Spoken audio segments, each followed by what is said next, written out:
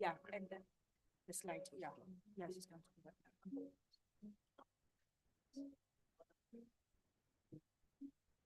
Yeah.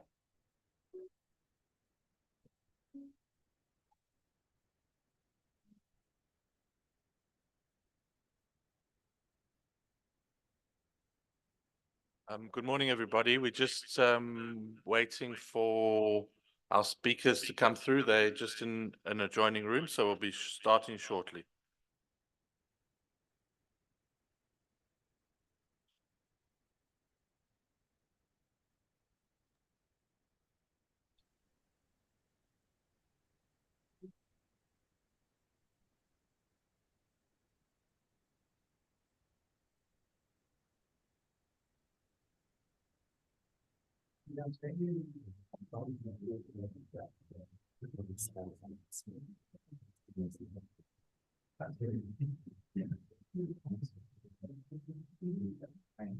Yeah, is that what's causing the echo? So. Yeah, you need to do that and then I need to make it. Yeah, yeah. Because it's coming through the speaker. Okay. The ambassador and Elizabeth are here, so I think they're just finishing up and will be with us shortly.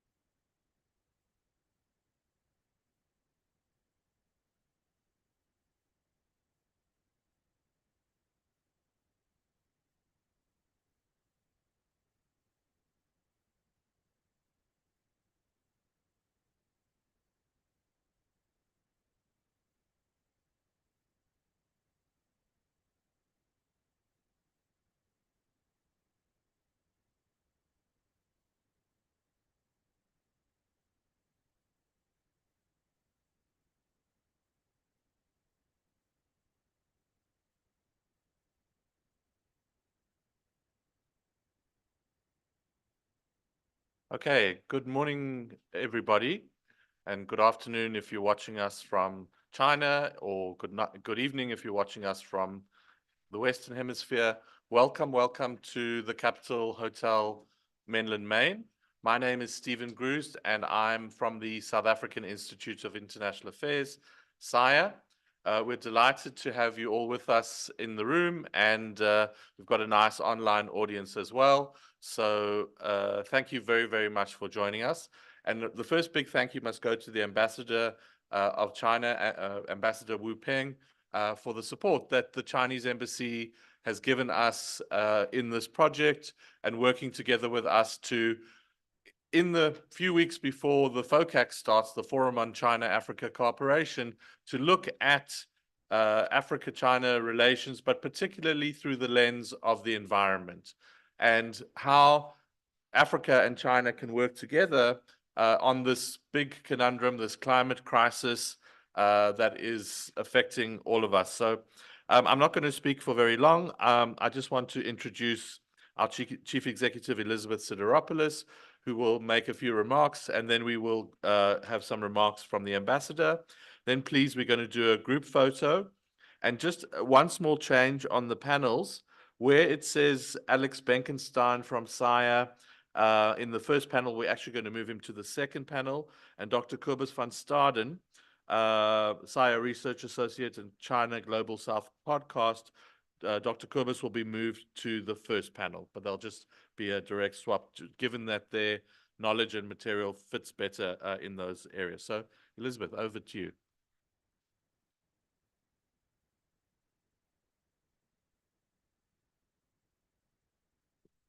Right. Good morning, everybody. Good afternoon. And if there is anybody in the Western Hemisphere, then it's very early. It's probably good morning, but like three in the morning or something.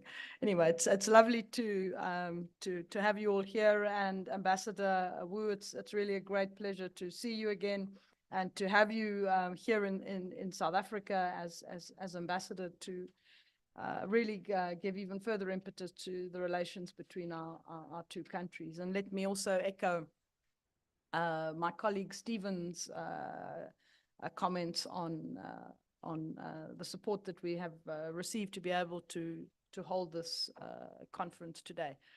Of course, we had hoped that, as usual, the conference is rather later in the year, but it isn't. It is in September. I think this is a very apposite time to actually have this conference. As Steve said, the focus of the discussion this morning is really on climate change and the just energy transition. This is something that has been on the FOCAC agenda for a number of years now. But this is also a topic that has accelerated in importance in that same period.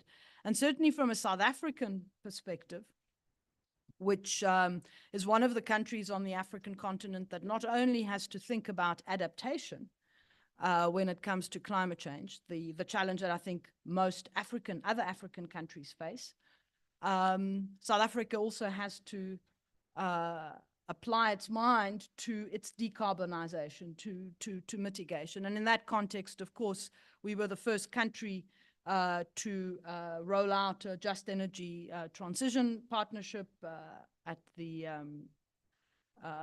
COP20, I'm losing count now, 26, Glasgow, right? And then obviously moving forward and really bringing more partners on board. And so we thought this would be a really important opportunity as we're discussing the next phase of the partnership between Africa and China, and of course South Africa as an important partner therein. How do we use this platform and those relationships to really build up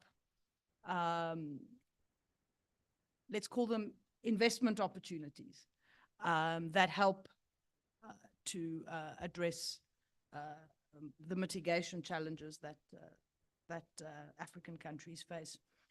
I think this is a topic that is really so perfect for the concept of win-win collaboration.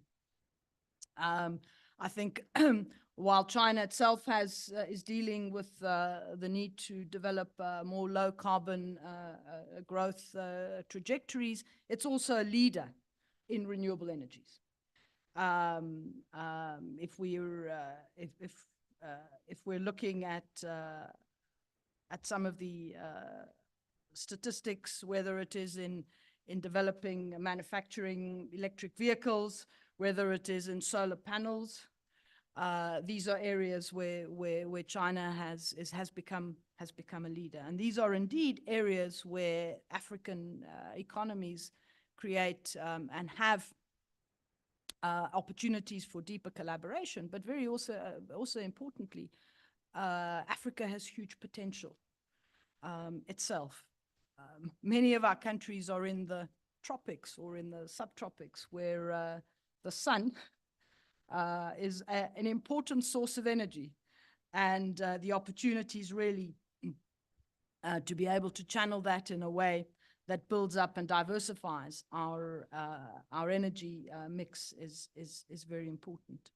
Of course, for South Africa and for many other countries and I would argue also for China, ensuring that the transition is just is so very important, because we know that the global South not only have to think about mitigating climate change, but also have to make sure that it doesn't come at the expense of development.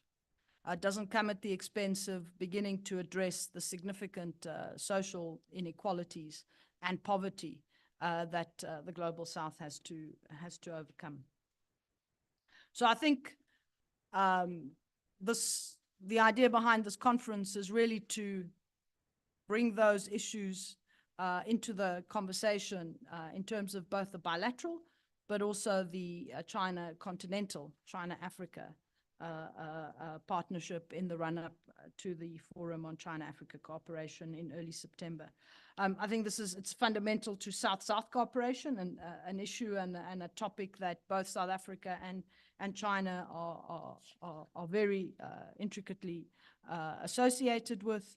And it helps to take the relationship into areas that are really about fundamentally tackling the global challenges, and not only making a contribution in our own geographies, but also, in fact, contributing to the broader planetary crisis when it comes to climate that we face, but doing it while keeping people, I think, at the center of the equation.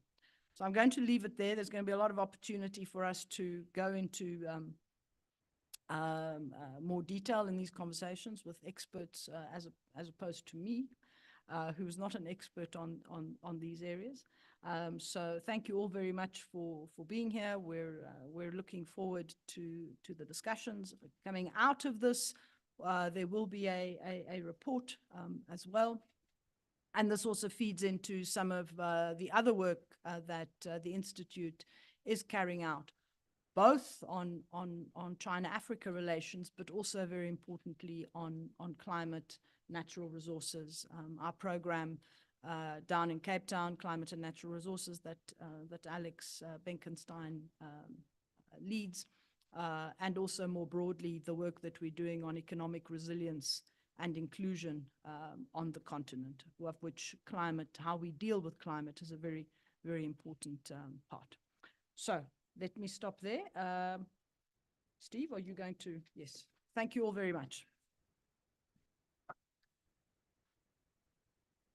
Thank you very much, Elizabeth. I'm delighted now to introduce His Excellency Ambassador Wu Peng. Just a little bit about him. After graduating with a master's degree, he worked at the Beijing Service Bureau for Diplomatic Missions. He was posted to the United Kingdom as second secretary in the early 2000s. He's also been the deputy mayor of Sanya in Hainan province. And then this is not his first trip to Africa, because Ambassador Wu was ambassador in Sierra Leone, as well as Kenya, then went back to China to head be the Director General of the Department of African Affairs, and at present is China's ambassador to the Republic of South Africa. So please, you have the floor.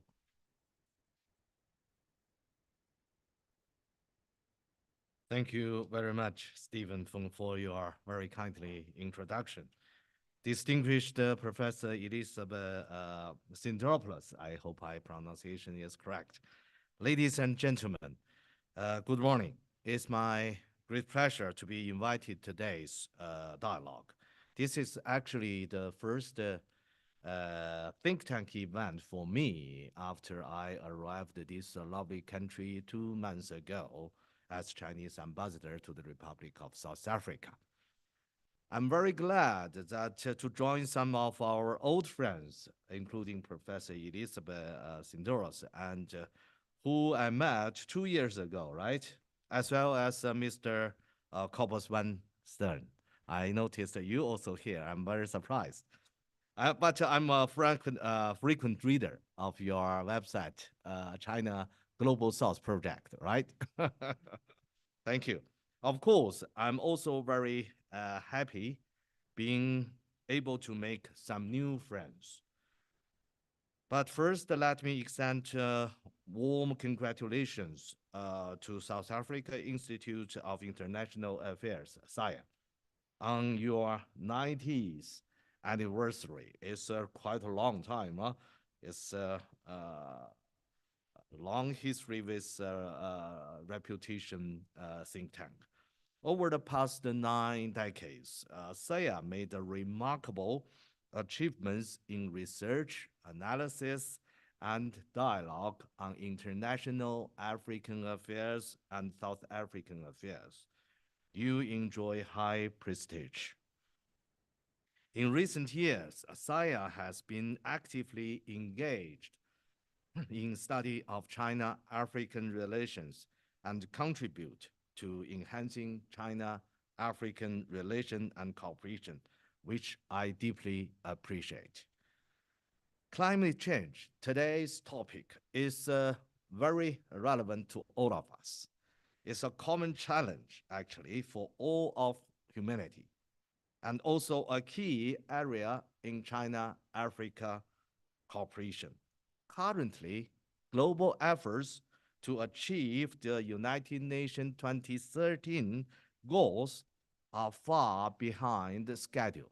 Very fortunate, I have to say that. Climate change and energy security are increasingly posing severe challenge. This calls for the international community to strengthen unity and cooperation. 3 years ago, President Xi Jinping put forward the Global Development Initiative, which aligns fully with the UN 2030 agenda for sustainable development and highlights climate change and green developments as crucial areas.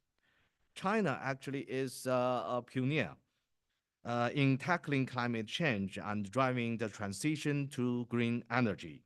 Since China announced in 2020 that we will peak carbon emission by 2030 and achieve carbon neutrality by 2060, we accelerate energy transition, boosted global climate governance, and made a sustainable contribution to addressing climate change. Let me share with you some statistic figures or facts. China has put in place the world's biggest clean energy system. In 2023, over half of world's newly installed capacity of renewable energy came from China. China's total investment in the new energy sector reached $676 billion, which is 38% of the global total investment. Of course, because I talk about the capacity, I have to mention the sensitive issue recently. Some people blame China for so-called overcapacity. However, I believe that no one can blame production capacity in the green energy industry, right? If we are truly serious in tackling with climate change, green energy production capacity in any country actually belongs to the whole world. China is not only working diligently to speed up our own energy transition, but also productively support other countries in achieving green and low carbon development. China produces 70% of the world solar and wind farm equipment and other key components. Yes, we export these green energy products to developed countries. They may not be very happy about it, but my argument is they should be aware that it is exactly these made in China products that reduce the carbon dioxide emission for those developed countries by about 570 million tons per year. That is nearly 41% of the world's carbon saving from renewable energy in the same period. In 2023, China also produced nearly 9.5 million electricity vehicles, EVs, and export nearly 1.8 million EVs to the world. Yes, a little bit, a lot. This alone actually cut global carbon emission by about 50 million tons. Unfortunately, you may know, European and the US already or will levy high tariff rate against these EVs. Let's wait and see, all right? If they can catching up to produce more EVs affordable for the customers in a very quick way, I think, okay, no problem. But if they don't, I think it's a little bit unreasonable tariff policy. China's manufacturer and experts in this sector not only enrich global supply, but also make great contribution to the global response to climate change and delivering a just energy transition. China has long been cooperated with developing countries, including African countries and small island countries, in the area to the best of our ability. In November 2021, the 8th Ministerial Conference of the Forum of China-Africa Cooperation in Dakar specifically adopted the Declaration of China-Africa Cooperation on Combating Climate Change, which resolves to deepen South-South cooperation between China and Africa on climate change. China has signed 18 cooperation documents on climate change with 16 African countries, including Nigeria, Ethiopia, and Benin, and carried out more than 200 projects to support Africa in implementing the Great Green Wall Initiative, that is, plant trees in Sahara Desert. That is not plant trees to hold back the deserts. We have built water-saving irrigation pilot zones in Mauritania, Nigeria, and Ethiopia, and trained thousands of professionals of Africa in this field. China supports African countries in making better use of renewable energy, such as solar energy, hydropower. We believe hydropower is a clean energy. Someone don't agree it. Okay, we can agree, disagree on this issue. Wind energy and biogas. China has implemented hundreds of clean energy power generation and great projects in Africa, many of which have been landmark projects for local clean energy development. I just to name a few here. There are the North 3 solar power plant in Morocco. I was told that is the biggest solar farm in Africa. The 500 megawatts Gulf of Suez 2 wind farm in Egypt, the Garissa solar farm in Kenya, the Yabarongo 2 hydropower project in Rwanda, and the Losami hydropower project in Angola, among others. Chinese companies actively provide consulting service to African organizations, governments, and enterprises. They conduct research on energy and industrial park development and work to build African countries' capacity for development clean energy. I am now ambassador to South Africa. So green energy cooperation between China and South Africa is one of my main tasks. I have to mention a little bit about our two countries' relation. China-South Africa cooperation in new energy enjoys broad prospects. Our two countries have common development needs and strong complementary advantages in new energy.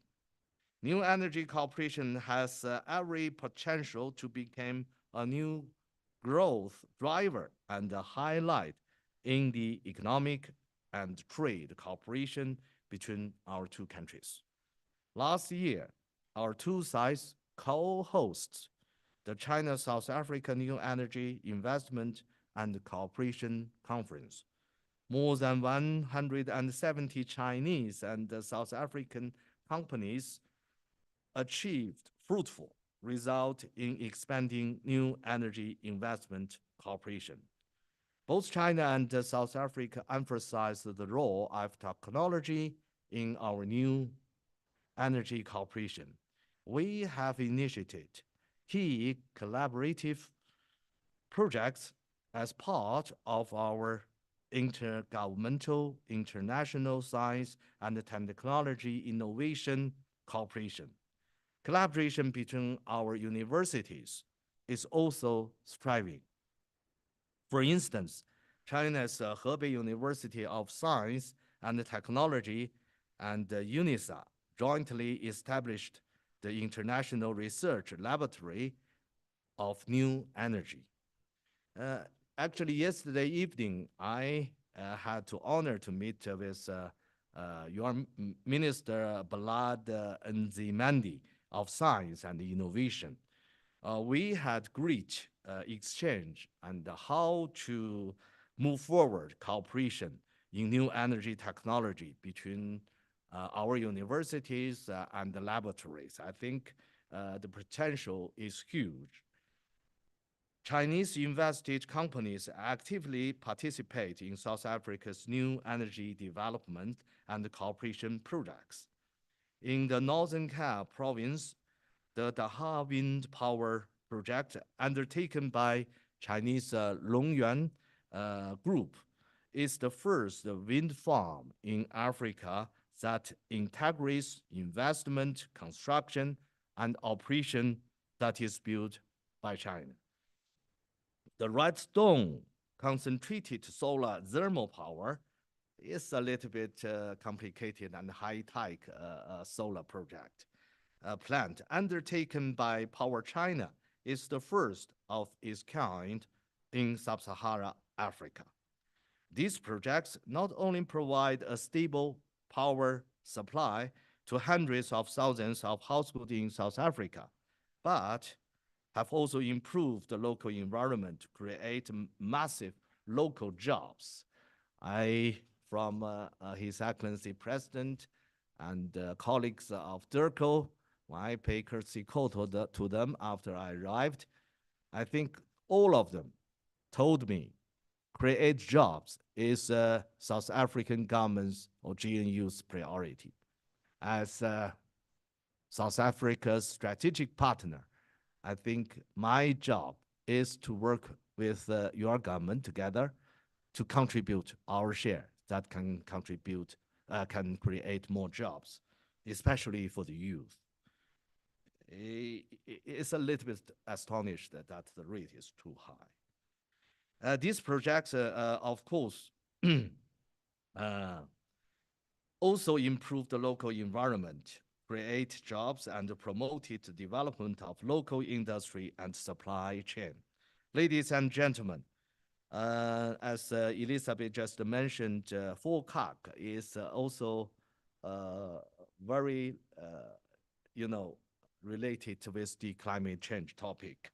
This September, the FOCAC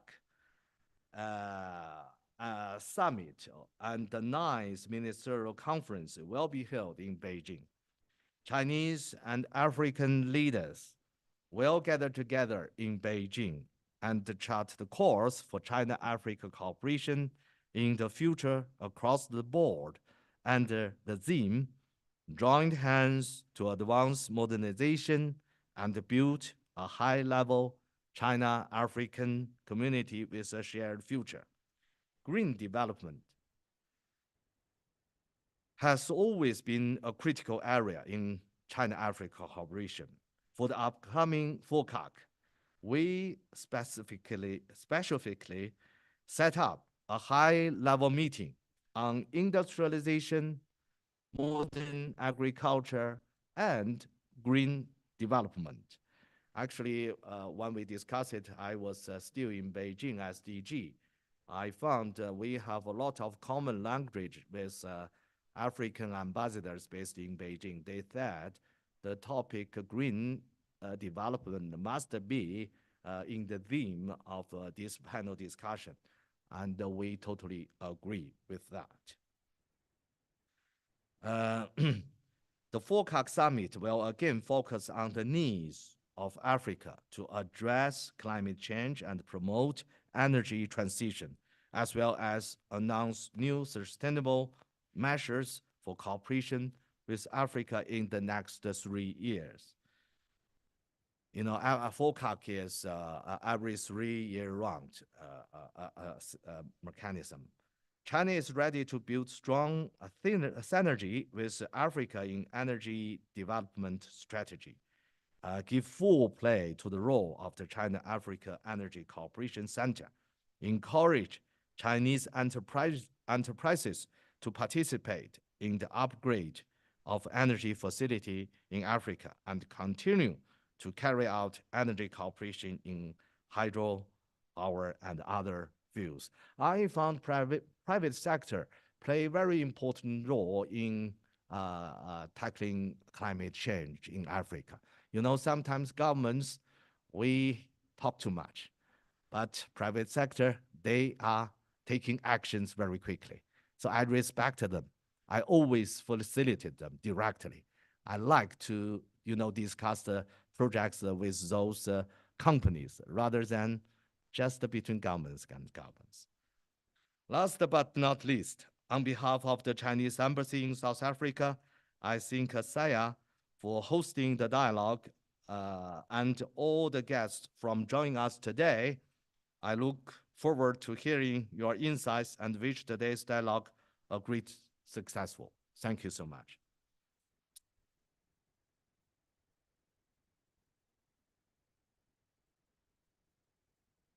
Thank you so much, Ambassador. We are running a little behind, but we would like to take a group photo. I know the ambassador unfortunately won't be able to stay with us the whole day, but where is our camera person? Okay. Where's best to take it, do you think? Outside the hotel? Or can we do it right here? Okay. Tell us how you want us to.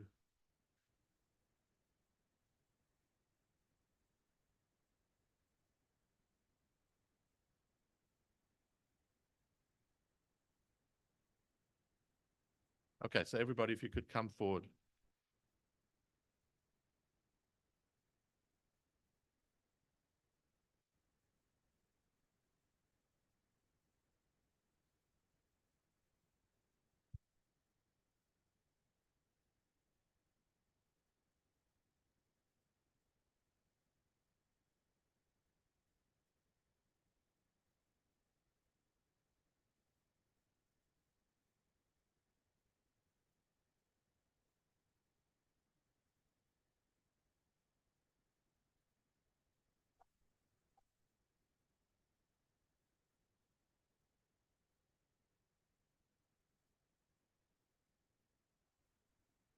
They need to get it blank so that there's nothing.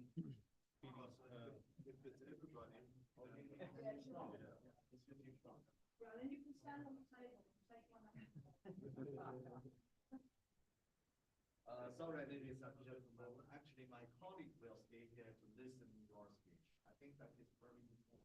Your suggestion and advice actually can make some, function for when we considering forecast. Yes, thank you.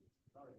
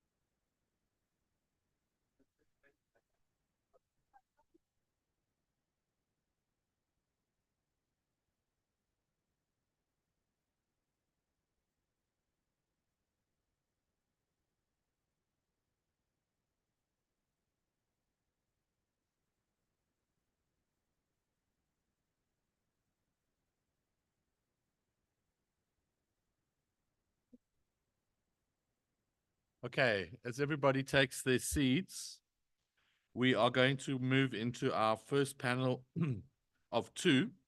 And the first panel is entitled Working with China on Realizing the Just Transition and Dealing with Climate Change. What can China offer?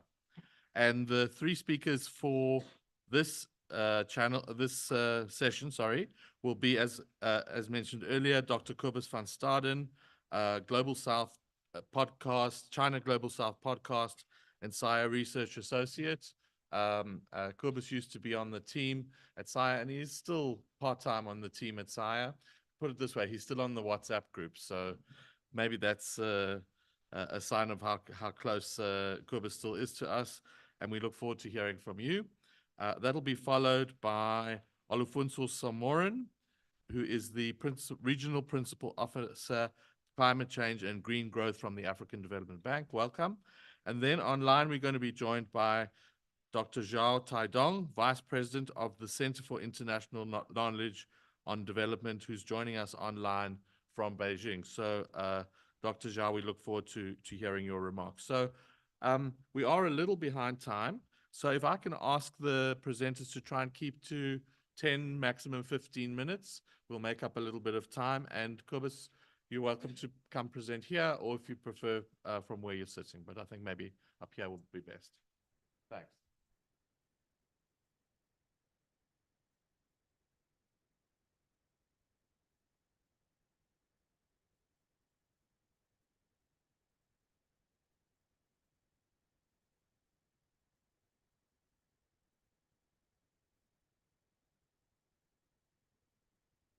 Hi, everyone. Thanks so much for having me. It's fantastic to speak with all of you. I'm going to keep my comments brief, and I'm going to focus mostly on, kind of a broad level kind of overview of I think some of the kind of strong opportunities for collaboration, particularly offered by FOCAC, or in the context of FOCAC, between China and Africa, and China and South Africa specifically, on climate issues. So as the ambassador pointed out, China has developed over the last 10 years or so a really eye-popping kind of global leadership on various kind of green energy technology. So it's estimated that China has invested about 10 times as much as Europe, for example, on green energy technology.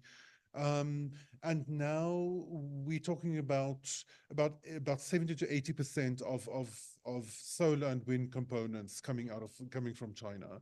So, you know, in the end, like what that translates to is that no matter what one's climate and energy policy is, kind of a critical weight, you know, kind of in the Chinese industry.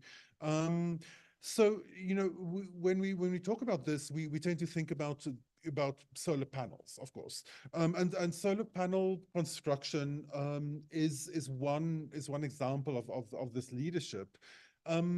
So, you know, making a solar panel is really quite a story, and it's incredibly energy intensive. And so the kind of facilities we're talking about are, you know, are factories several football pitches large, you know, literally kind of melting down sand, purifying it, essentially rolling it into micron thin wafers. It's a really technologically, it's really an amazing process. But China's capacity extends beyond solar, you know, solar panel manufacturing. It's the leader in grid integration. It's a leader in smart grids that make it possible for electricity grids to deal with the fluctuations of day and night, for example, in solar energy generation. And it's also a global leader in energy storage. So, you know, partly because of very kind of forward-looking investments in the African critical mineral sector, particularly in countries like the Democratic Republic of Congo. So just simple technological, you know, kind of leadership is a huge reason to work with China. What that comes with is a very sophisticated and already well-developed kind of ecosystem, financial ecosystem, which pulls in both the resources of China's very powerful public sector, particularly its you know, state-supported banks, as well as its extremely powerful private sector. You know, so in the earlier phases of the Belt and Road Initiative and proto Belt and Road Initiative in the 2000s, we saw Chinese state-owned enterprises really kind of leading this kind of like move towards the outside world and into Africa. Now with the green energy revolution, they are also being joined by a very powerful private sector, which is not only leaders within China, but global leaders, and proving extremely flexible. So for example, even like a company like Huawei, which I think South Africans mostly know for their mobile phones, like, you know, in the face of international pressure, like in the global north, Huawei is also pivoting increasingly towards energy storage, for example. You know, so Huawei now markets like energy storage walls, for example, in South Africa. So, you know, so all of this capacity then is integrated with very sophisticated de-risking mechanisms. So a lot of these projects are underwritten by Chinese state insurers, which go a significant way of you know, kind of sweetening the deal, I think, for private, particularly for private sector companies. So this creates a very interesting contrast with global north investors. So as we know that there's been from the United States and Europe via initiatives like the Global Gateway and the Partnership on Global Infrastructure and Investment have really started also, they're also kind of very interested in kind of moving into this field, but it's interesting to see some of the kind of challenges that they face. One of which is trying to pull private sector companies from Europe and the US, you know, kind of into these projects. That has proven to be a significant challenge. I was speaking to a consultant recently who tries to facilitate this kind of investment from the US into Africa. And the way that she put it was that when you speak with American investors, their predominant perception of Africa is one of risk. And so they see everything through a risk lens. And so the opportunities offered have to be really outsized and extremely already kind of extremely low-hanging fruit in order for them to then overcome this ingrained risk perception. From her perspective, like, you know, emerging market investors like China particularly, and also, you know, kind of the Gulf countries, for example, tend to see Africa through a lens of opportunity, which means that they are then willing to negotiate the risks, which they also are very aware of, but that don't kind of crowd out their kind of opportunity perception. In her words, she says, like, in speaking with US private sector investors, it's a little bit like trying to ski uphill. You know, kind of you're working very hard, but you're not getting very far. So, you know, so I think the de-risking, the embedded de-risking in the Chinese system has already facilitated very large successes in the infrastructure sector in Africa, and which in turn actually, I think, conclusively changed the perception of what it means to do business on the continent. I think, you know, like in the fact that Chinese companies simply came in, did the projects, delivered them on time, under budget, and moved on, like that itself was a huge game changer. You know, kind of like, I think, you know, before that, you know, like, I think people's dominant perception of doing business in Africa was like, oh, my personnel are going to be, you know, killed by child soldiers and eaten by rhinos, and you know, so I think China just simply shifted that idea. It's simply normalized African business, you know, kind of, and in the process took it out of an international aid space and into an international business space, which I think a lot of African stakeholders are really kind of been pushing for themselves. Finally, what China also brings to the table is massive technical capacity. And the African Union and the African Development Bank have been, in their different ways, pushing the development of African skills pools. And, you know, trying to kind of build a kind of a critical mass of technical skills in Africa. And we see that China is already playing a very significant role in this respect. So, for example, recently, like late last year, the University of Venda in South Africa unveiled a Confucius Institute, which, you know, several South African universities have Confucius Institutes. And for those who don't follow that, it's similar to the Alliance Française. Like, it's a place where you can learn Mandarin, and then it has also cultural instruction. But what was interesting about the University of Venda's system is that it's specifically a green energy skills Confucius Institute. You know, so it bundles language learning with this kind of targeted kind of green energy specific technical capacity building. So, and, you know, kind of that is being kind of replicated in various ways across the continent. China's done a lot of training, and since the end of the zero COVID era, that training is really roaring back now. And we're seeing a very rapid kind of increase in African students training in China, and African private sector companies training in Africa, and moving some of those teams to China to train. So, you know, so there's a lot of capacity there. So finally, I think, you know, all of this, there's a lot of very, I think, ready to go synergy, I think, happening there. And I think a lot of that is already translating into projects. From the African side, what I think is really important is in the first place, really quite hard-nosed strategic thinking about which kinds of projects will have direct developmental impacts in the short and medium term, particularly ones that would also fit into the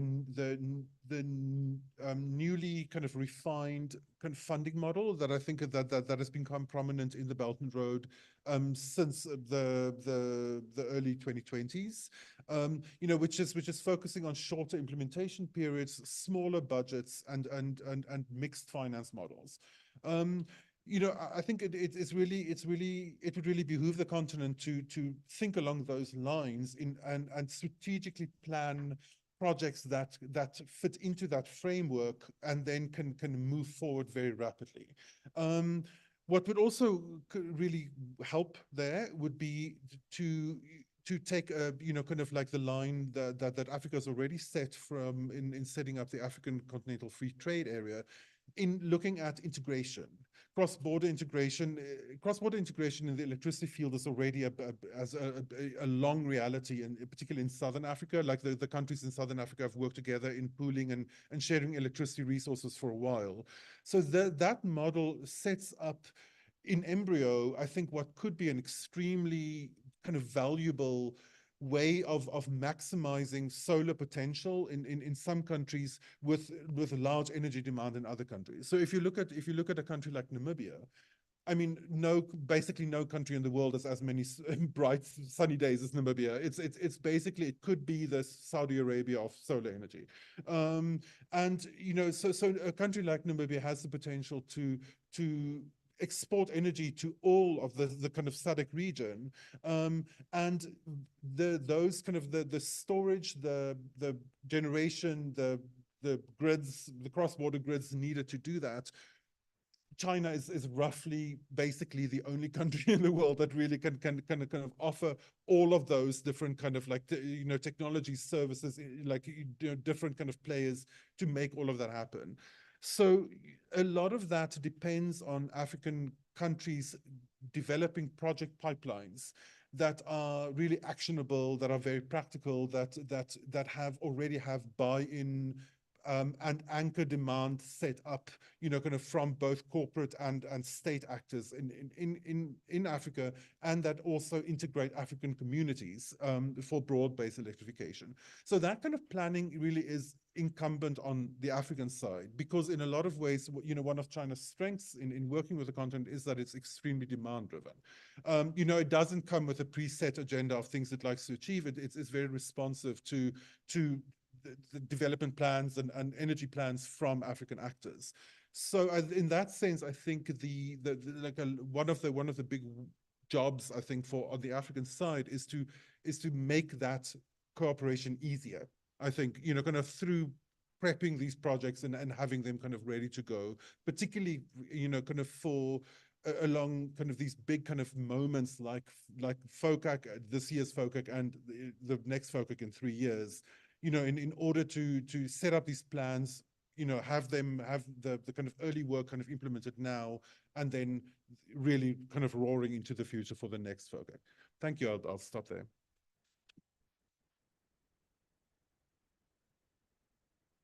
Thank you, Kobus. It's really great to have somebody of your expertise, the breadth and the depth that you can able to go into on so many angles. So thank you very, very much. We'll have questions after we've had all the speakers. The next speaker I'd like to call up is Olufunso Somarin, the Regional Principal Officer, Climate Change and Green Growth from the African Development Bank. So wonderful to have you with us. Thank you. Thank you very much. Good morning, everyone. Great. So we are having a very timely conversation.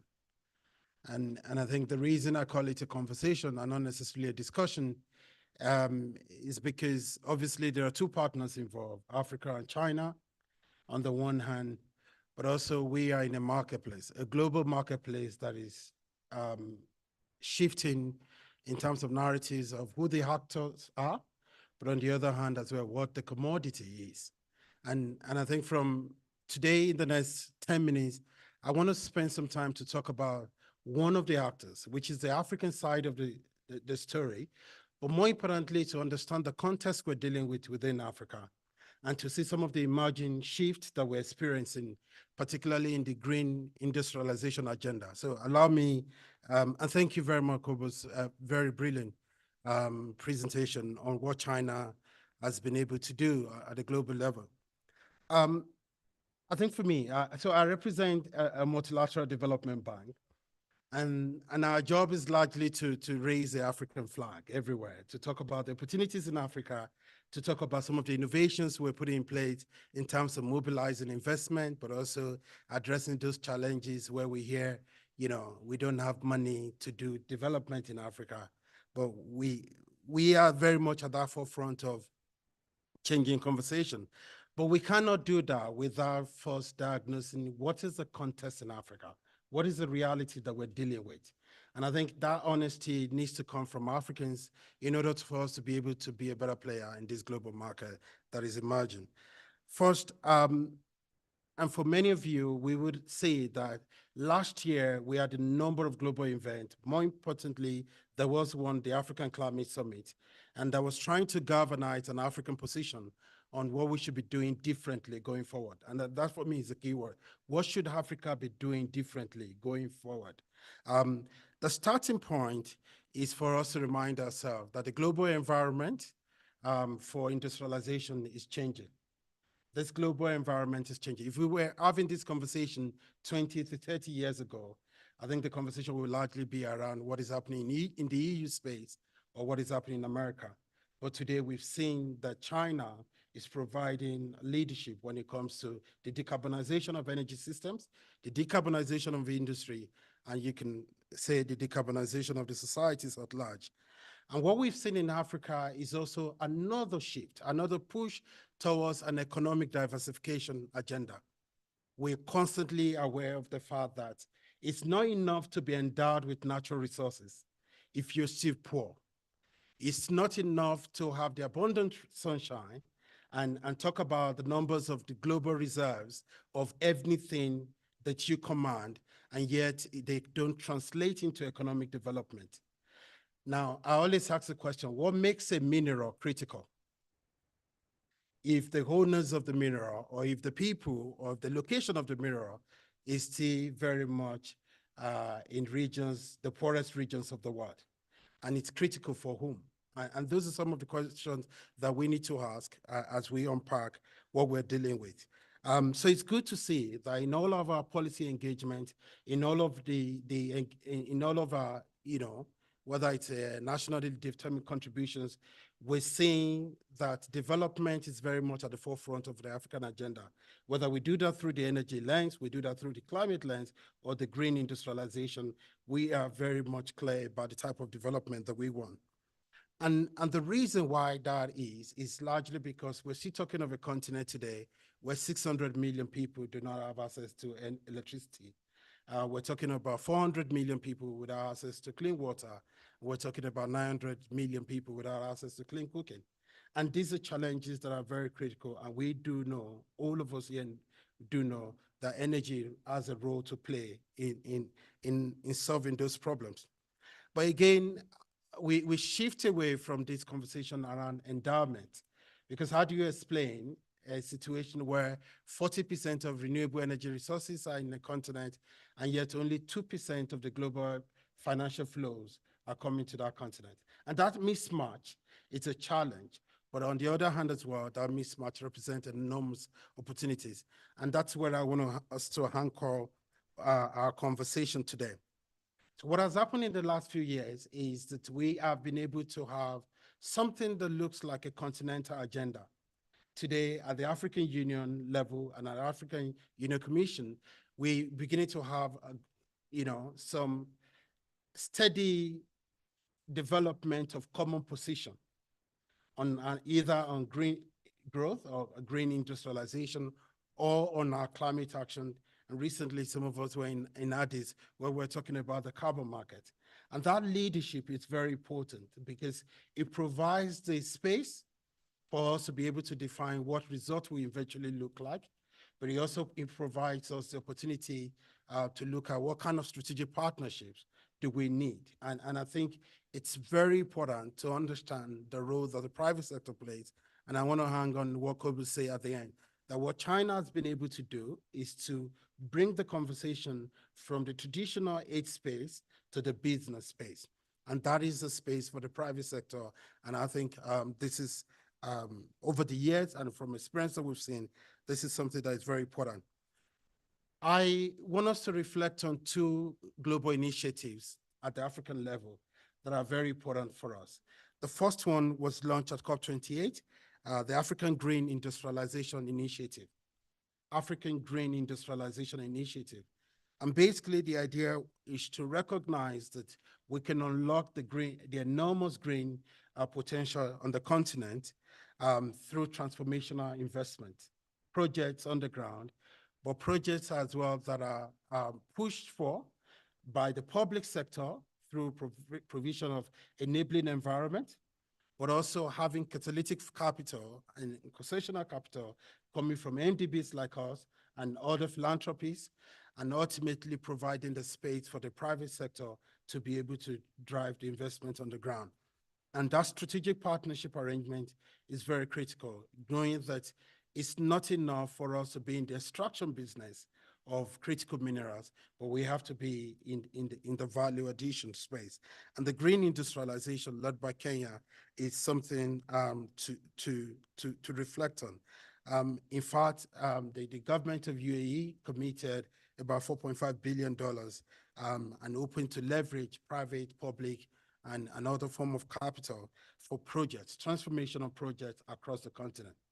The second initiative is actually led by the bank, the African Development Bank, is the Alliance for Green Infrastructure in Africa. And they're quite similar. One is Africa Green Industrialization Initiative, AGI, AGII, and the other one is AGIA, or what they call the Alliance of Green Infrastructure. And the whole idea is just to solve this problem. So there's been this perennial problem where we hear that those who have money cannot find projects in Africa, and those who have projects cannot find money. And it happens at micro level, at a startup level, it's happening at national level, it's even happening at continental level. And the whole idea is, how do we create a point of convergence in using resources from MDB like us to unlock private capital? The goal is to use $500 million of grant resources and concessional finance in order to be able to unlock up to $10 billion worth of projects on the ground. And we've seen tremendous support for this. In order to, most importantly, we're looking at green infrastructure. And I think that this is important, because the more we are very clear about where Africa stands and the interests Africa has, the more we can then plug into those who have the capacity to support it. Now, the good thing is China is very much at the forefront of this, but it's also very important that we begin to aggregate those support along with other support systems in order to drive the agenda towards a particular goal. I would like to give an example of a case that I'm not too proud of when it comes to the reports out there, but also it tells us the opportunities that we begin to see in tangible form, and that is in the critical mineral space. And let's take, for example, cobalt mining on the continent. The global reserve, the data set says that 48% of African global cobalt reserves are in Africa, 48% of that. And DRC is very much at the forefront of that. But when you analyze the trade flows for electric vehicle, the entire value chain, when it comes to cobalt, there are 4 stages you would know. There is an extraction stage, there is the processing stage, there's a manufacturing of parts stage, and then of course there's the end user, the electric vehicles themselves. It will interest you to know that the total trade flows in the extraction stage is just $190 million. When you compare that to the total investment flows in the end user stage, it's about $120 billion. And it's just a huge disparity. So you see how the value value creation within the entire value chain creates an opportunity. In fact, if you move from just the extraction to just the processing, from stage 1 to stage 2, you will be talking about from that $190 million to about $9 billion. Now, many of the African countries involved in the cobalt are largely in the extraction stage. A few of them, Morocco, Zambia, Namibia, and I think perhaps South Africa as well, a few of them are in the processing stage. And I've always wondered, what if we increase processing by just additional 10% in Africa? And that can help you understand that if we're able to capture at least 10% of the market in the processing stage. Keep in mind, cobalt is used for many other things beyond just EV. We're just talking about the trade flow for just one particular product, that is electric vehicle. If we're able to capture just 10%, and perhaps maybe a little bit ambitious, 20% of processing of cobalt for EVs in Africa, we could be talking about billions of dollars unlocked, available for investment projects on the ground. Now, and as a banker, you always ask yourself, how do we respond to this crisis of financing investment on the ground? Find there will be Chinese companies who are able to mobilize capital and through integrated models, create services and opportunities in Africa.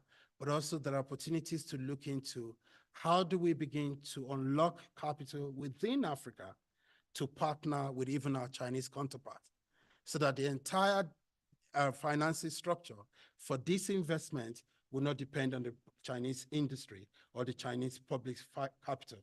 But we can also unlock some capital within Africa through domestic resources, but also through changing financing models, creating new financial mechanisms. Today, the global energy subsidy is $7.2 trillion. And we keep talking, the global climate finance flow is just $1.3 trillion, while the global subsidy for energy is $7.2 trillion. If you reduce that by 20%, you could be unlocking $1.4 trillion in terms of resources. And if you consider a portion of that in Africa, that is unlocking resources for green investment on the ground. Today, we've got a huge pot of dormant capital in Africa, either through pension funds or through cooperatives. And it's very important to see how do we translate this dormant capital into productive capital in order to be able to finance and co-finance some of these transformational projects on the ground. And I think this thinking, they are very important, because the moment the conversation comes around what Africa also brings to the table, it helps us to strengthen the partnership with not just China, but other development and other partners globally. And I want to close by us reflecting on what this means within some of this emerging agenda. I see the climate agenda as an opportunity for us to be able to leverage additional capital, play in this global space to be able to finance some of our development projects and investments on the ground. But we have to do it differently. And I think some of the conversations we are seeing at the global level and at the continental level, pushing for Africa's identity, pushing for Africa's leadership, is largely to shape these investment flows going forward. Now, the bank remains a partner of choice, and we look forward to working with some of you who are present in this room to begin to think about how do we need to do, take on new bold ideas, but also how do we begin to leverage the good ones, but how do we also begin to define new ones in order to be able to serve Africa's interests? I want to especially conversation going forward. Thank you. The development bank, excuse me, is really critical as we move from the theoretical into the practical. Our next speaker is joining us online. It's Dr. Zhou Taidong, Vice President. Are you able to show your camera, Dr. Zhou? Yeah, and he's sharing a PowerPoint. Okay, so hopefully we will get audio, and there he is.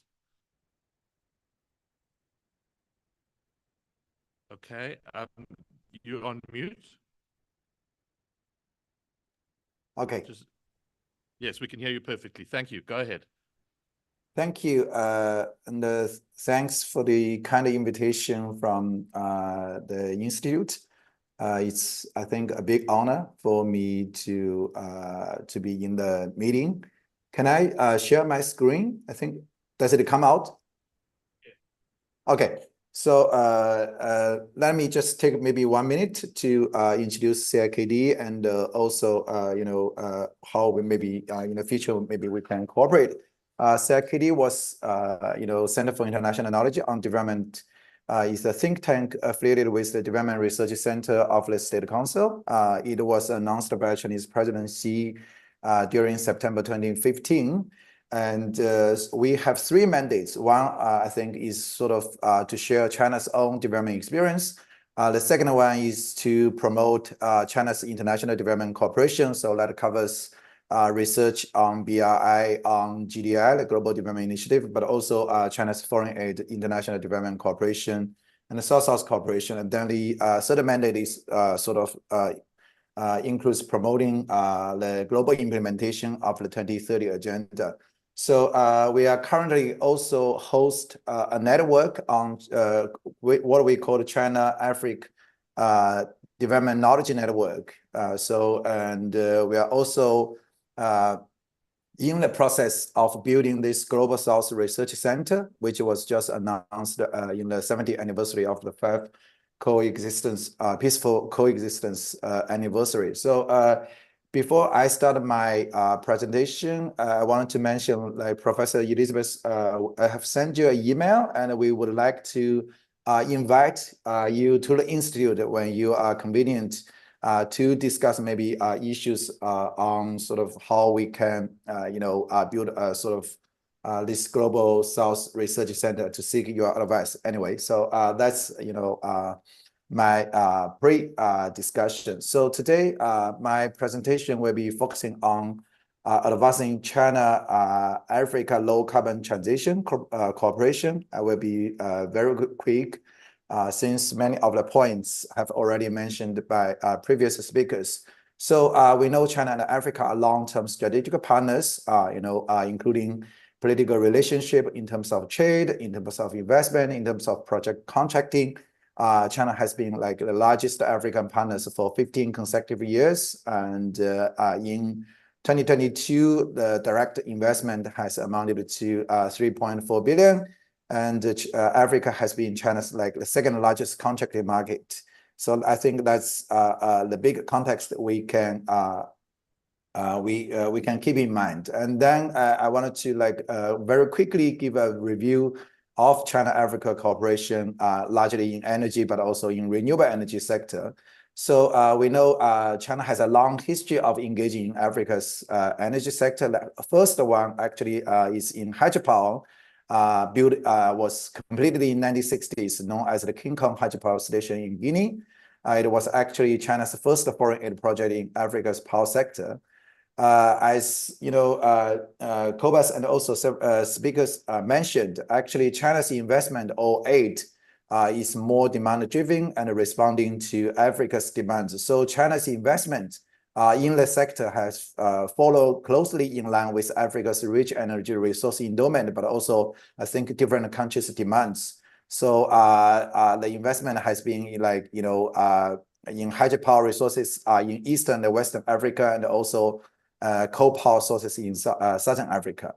Now, with the increasing risk of coal-fired power plants as stranded assets, so China has quickly engaged in the electric power sector by constructing large hydro and coal-fired power stations. There are several opportunities, for working together. One is, of course, the frequent policy engagement. So there was FOPEC, everybody knows, and then, but also China and Africa set up this energy partnership, co-initiated by China National Energy Bureau and the African Union Commission. So this platform or this partnership provided important platforms for identifying investment opportunities, selecting and scaling up exemplary projects, and finding solutions to innovative technologies. There are also, I think, different, documents, including the 2035 Vision for China-Africa Cooperation and Declaration on China-Africa Cooperation on Combating Climate Change, and also, many others. Actually, I think starting from 2020 has been advocating a shift of China-Africa energy cooperation to clean and low carbon. And then, of course, in terms of foreign aid, the renewable energy has become a key area, recent years in China's International Development Corporation. The forms, I think, in terms of aid, cover sort of donation of renewable energy equipment, technical assistance, and the building demonstration centers. So there was this solar energy demonstration village project in Mali, which was just, I think, completed last year, that showcases clean energy technologies such as solar, wind, and biomass energy. That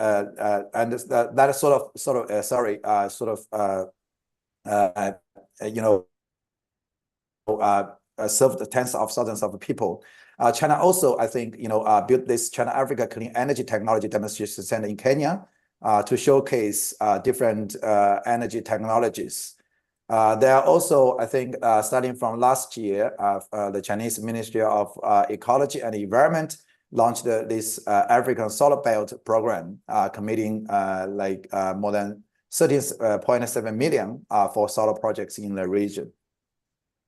There are also, I think, in terms of investment, if we use like the Boston University data, we can see from 2010 to 2020, Chinese investment in renewable energy in this region has grown at an average annual rate of 26%.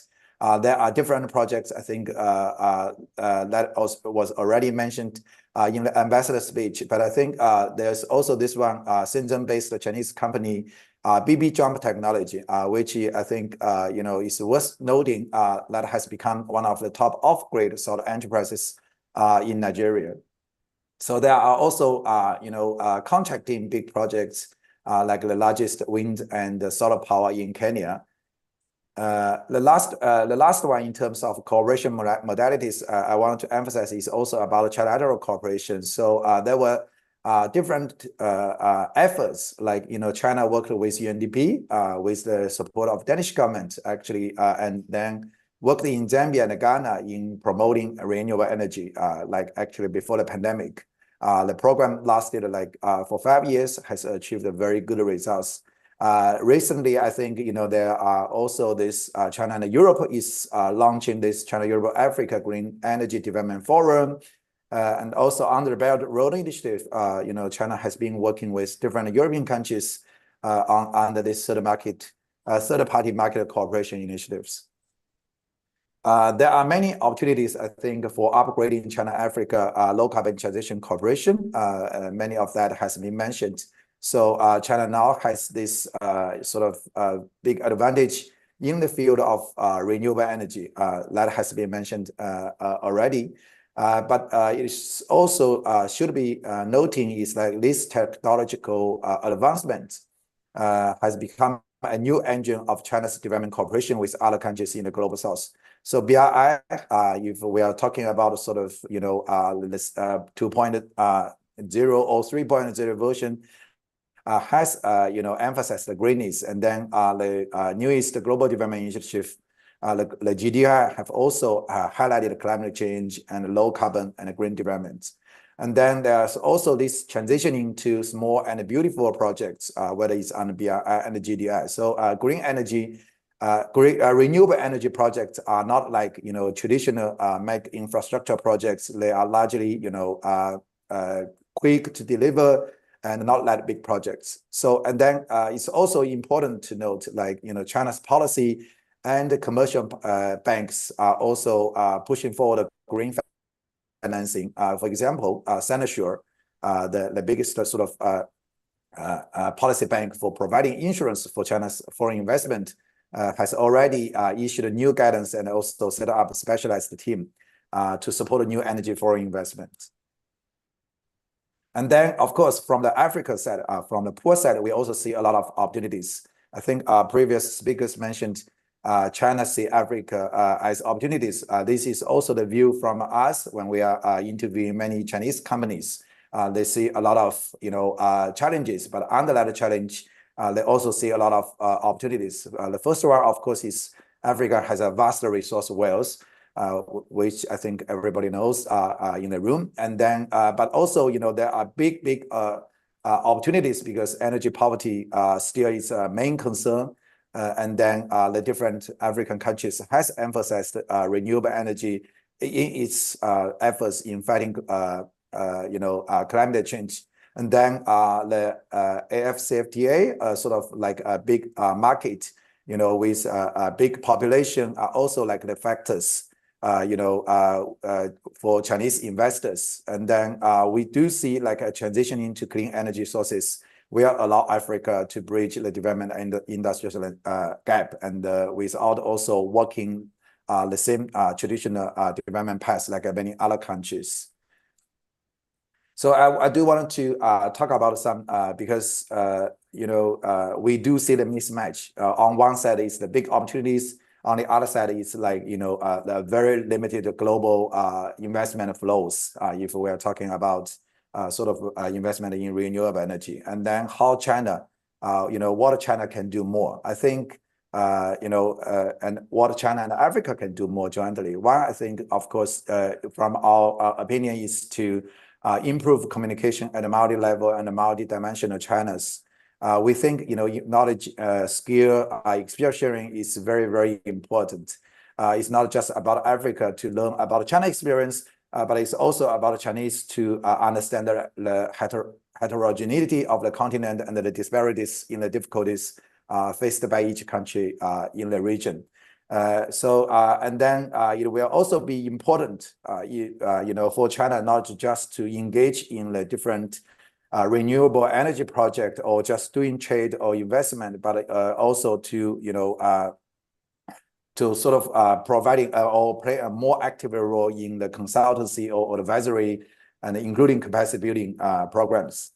The second one, I think, is because China has, in a relatively short time, coming to the current stage in terms of renewable energy capacity, manufacturing capacity, technology capacity. So there are actually, for the Chinese enterprises and also especially for the Chinese, different ministries, they can also more actively involve themselves in various capacity building programs among African countries. So there are something, like development plans or roadmaps for renewable energy capacity, establish stable policy frameworks for supporting renewable development work.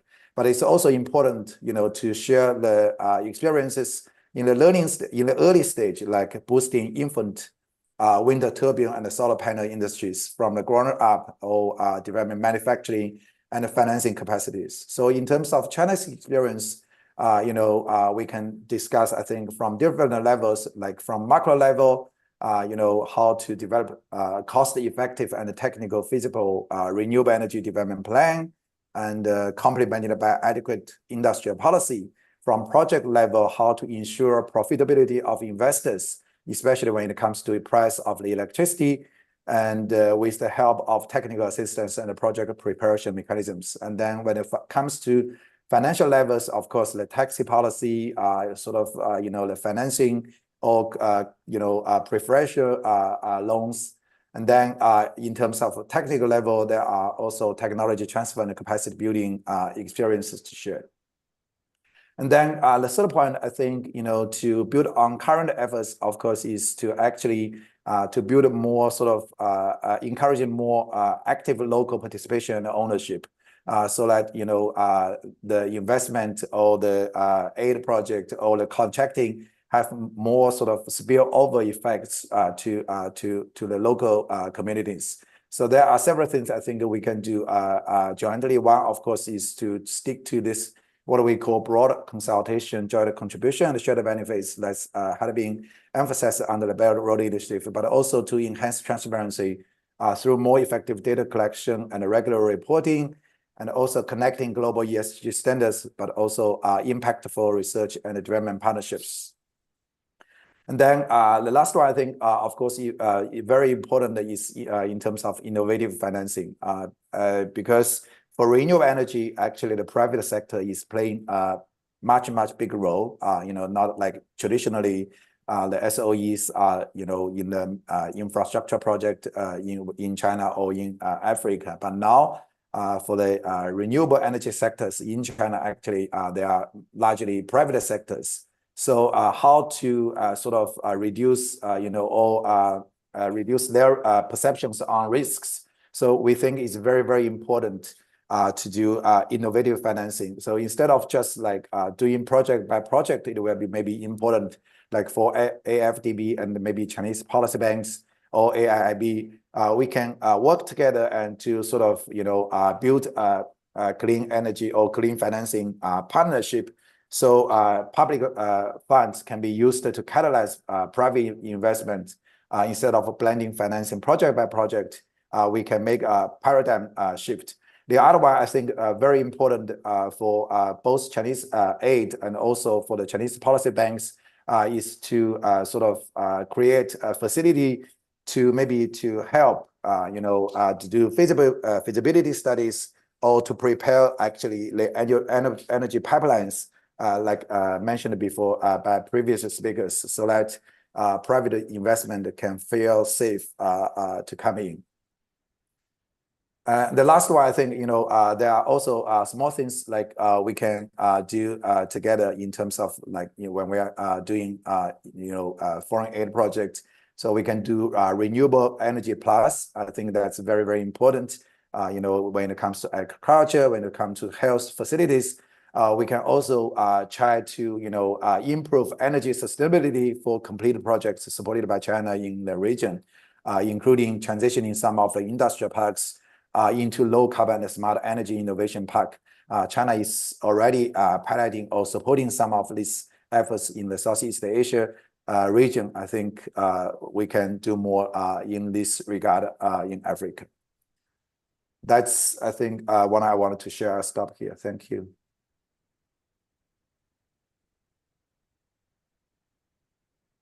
Thank you very much, Dr. Zhou. I hope it's not too late in the evening in Beijing. I think you're 6 hours behind us, ahead of us. Yeah, it's very, So, it's past 6. late So afternoon is thank you. okay. Thank you. Thank Thank you you. so much.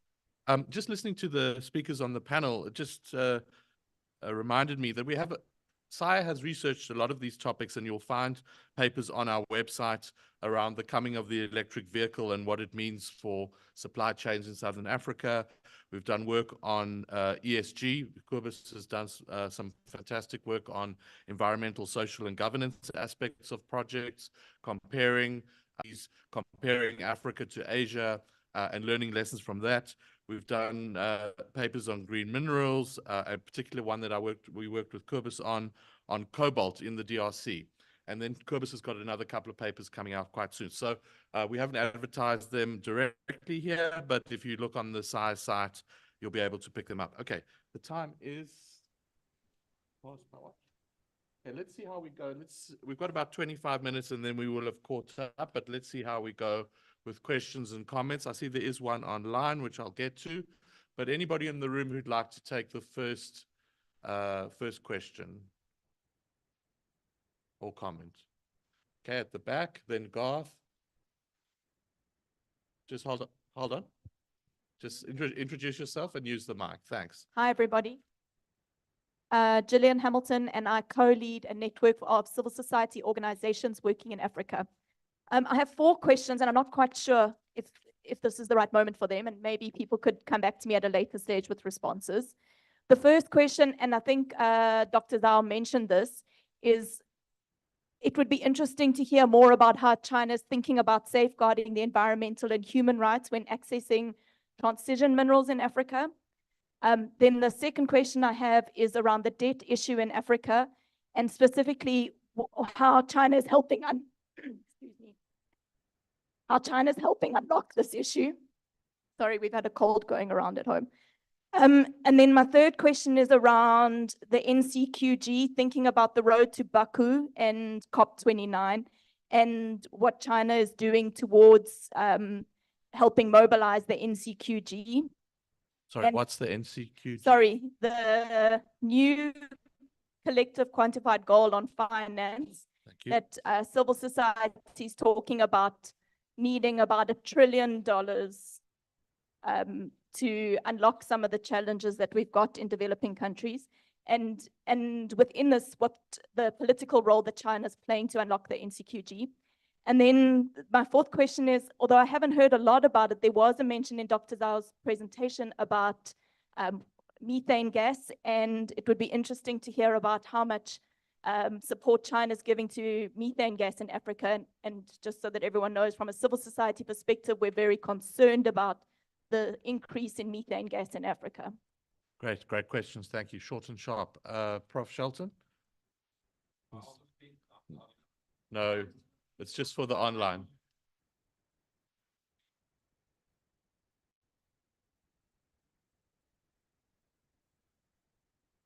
Thanks very much. I'm Garth Shelton from Wits University. Thanks very much for this very interesting seminar. My question goes to Cobus in case I don't see him at lunch break. I was just wondering, Cobus, do we have a lot of FOCAC? I'm specifically thinking about FOCAC projects in South Africa.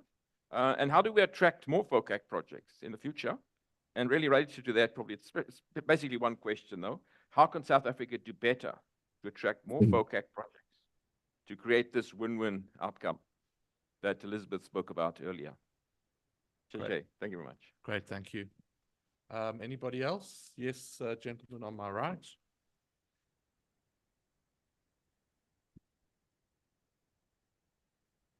Good morning, everyone. My name is Kudakwashif Manjonjo from PowerShift Africa. My question is directed to Olufonso regarding the flow of capital across the border. From a very practical point of view, because we know the financial infrastructure has not come together. What are the things that need to be done to increase the flow of capital and finance across borders? So, for example, we do know South Africa has got very deep capital markets. So, regarding green finance, how can South Africa, for example, invest in the Congo? What are the practical impediments to that happening right now? Thank you. Thank you. Elizabeth. So my question, so it's Elizabeth Sideropoulos from SIRE. My question or comment really picks up on what Dr. Jha said towards the end about calling for a paradigm shift in establishing green development partnerships so that you're not looking at it project by project, but actually much more holistically. And I think that's probably what you were saying. And so I wanted to sort of put something out here because this is also something we're working on at SIRE in terms of how we scale up financing and projects to have a transformational transition. So it's not project by project, and we see this, by the way, we see the seminar as very much feeding into that, and we're actually working, Dr. Jha, with Boston University on this project, which has just started, and the Just Energy Transition International Partnership that South Africa has sort of launched is kind of, I think, if I'm not mistaken, Alex, really about that paradigm, supposed to be a kind of paradigm shift in that regard. And so my question would be, does China see, would you sort of propose sort of China establish or co-create parallel platforms that can leverage investment and finance for these projects? Is it, can China sort of work together with existing platforms? And talking about some of the specific issues around projects, I mean, it's very interesting. One of the ideas on the table, and this is something that Boston University is also working on, is really working together with local African banking institutions to almost set up a pre-feasibility fund for renewable energy that could unlock finance for the region in renewable energy. And one of the ideas on the table is really that you could start with just like $20 million, which could be something fairly easy to deliver in the context of FOCAC, which could then act as a multiplier as these things do. But it is about a pre-feasibility fund, which is one of the issues also that Olufonso, you mentioned as being a challenge. So it's a comment and a kind of question. Okay, great. Thanks, Elizabeth. We have one from Rolf Pretorius online. Rolf is a very frequent visitor to our webinar. So welcome, Rolf. He said, with Earth warming and the resultant climate change with all its adverse consequences, that is a given. Why are we still engaging in building coal power stations? Why not rather invest in a combination of renewable energy, wind and solar, together with, sorry.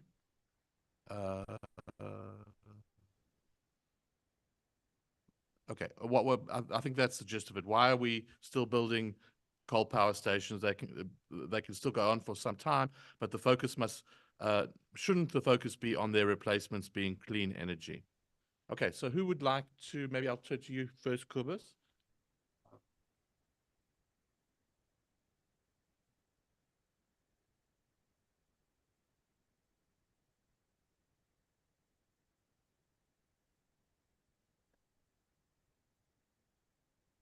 Thank you so much.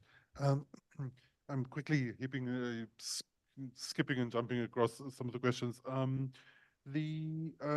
relation to, and I'm sure Dr. Joe will also chime in on these issues, but in relation to the safeguarding of human rights and environmental issues and larger ESG considerations in some of these projects, you know, I can just add that that there's been successive new standards for international projects being put out by the Chinese government, kind of guidelines and standards for Chinese companies. So there's been a lot of development.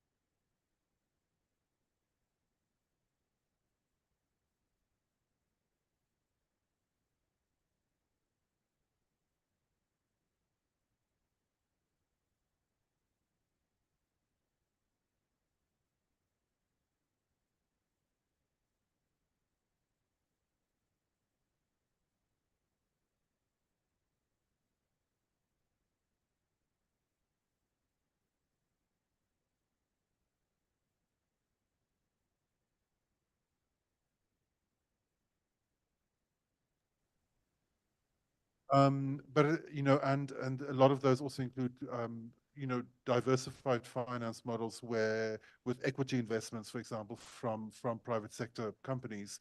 So that's, you know, that is all, I think, you know, I think helpful. One thing we should keep in mind about the larger debt issue is that Chinese debt, while it receives a lot of press in Africa, only makes up a fraction of Africa's total debt.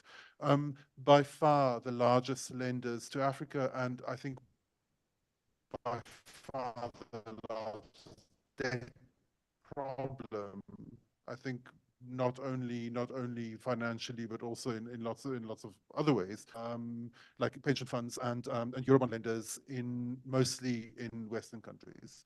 So Western private lenders are by far the largest issue, I think, in the African debt crisis. And then the second largest you know, like holder of African debt are multilateral institutions. They're mostly also led, you know, kind of by Western governments.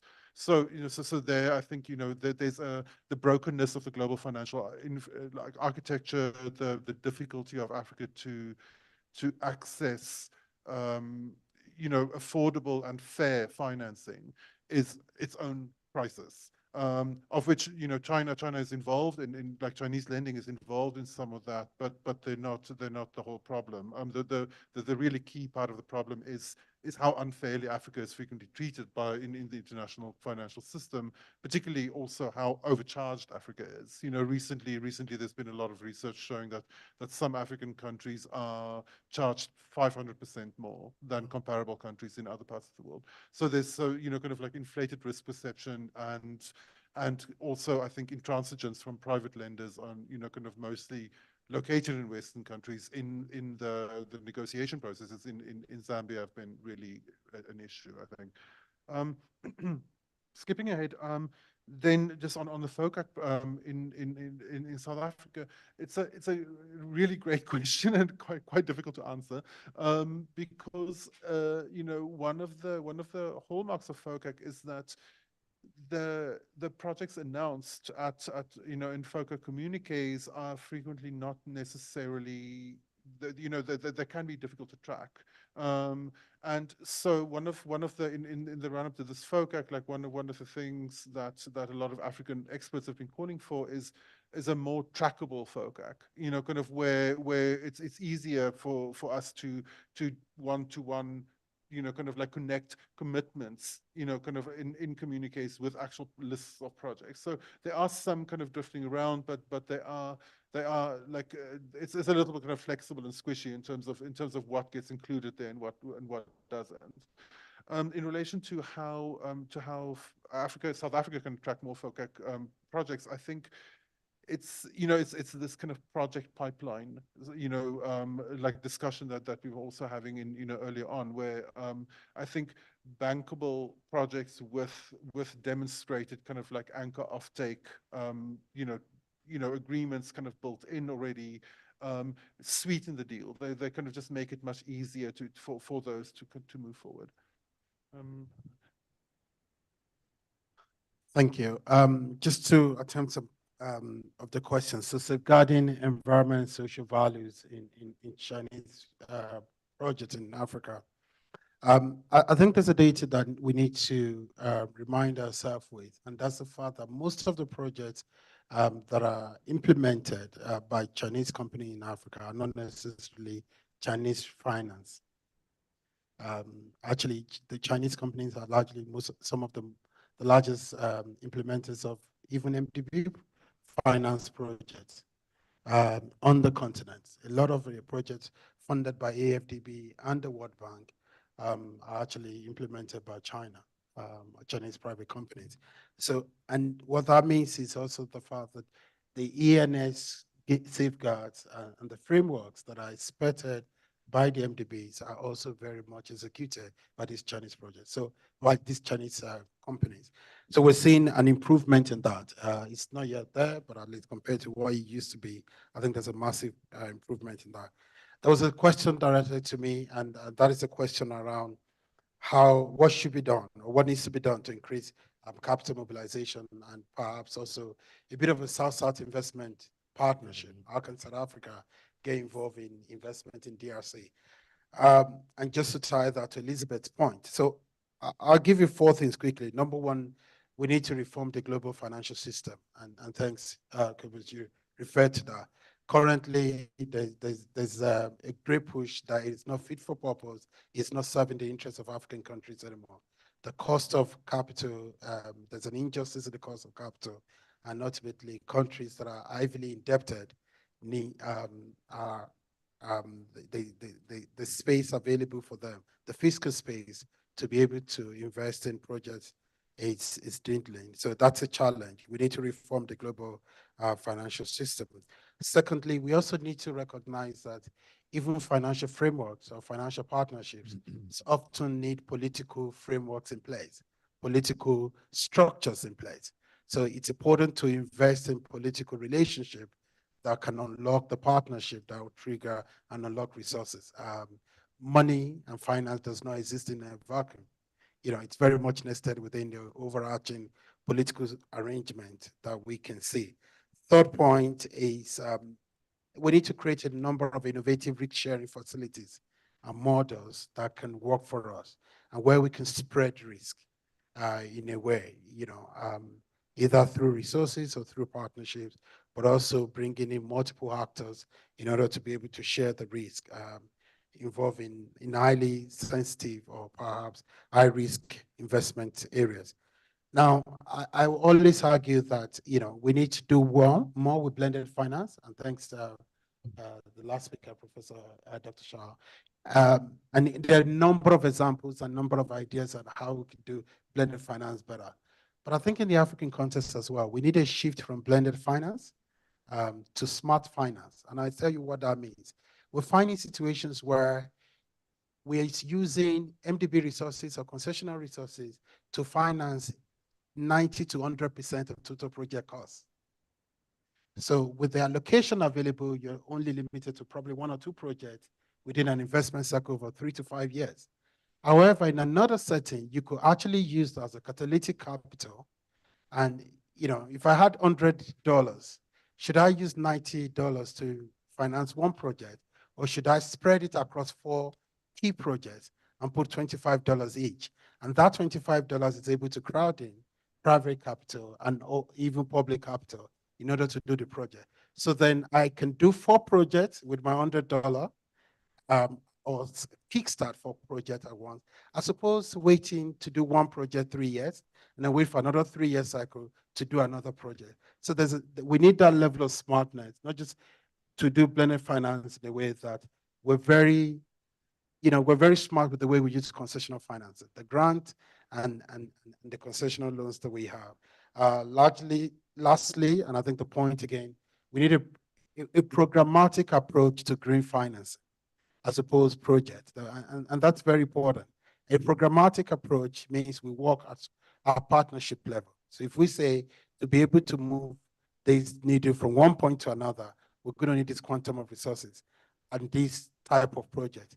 We need to build partnership around that, as opposed to, going to the market to raise money for each individual project. Thank you. Thank you so much. Dr. Zhao, would you like to come in on any of these?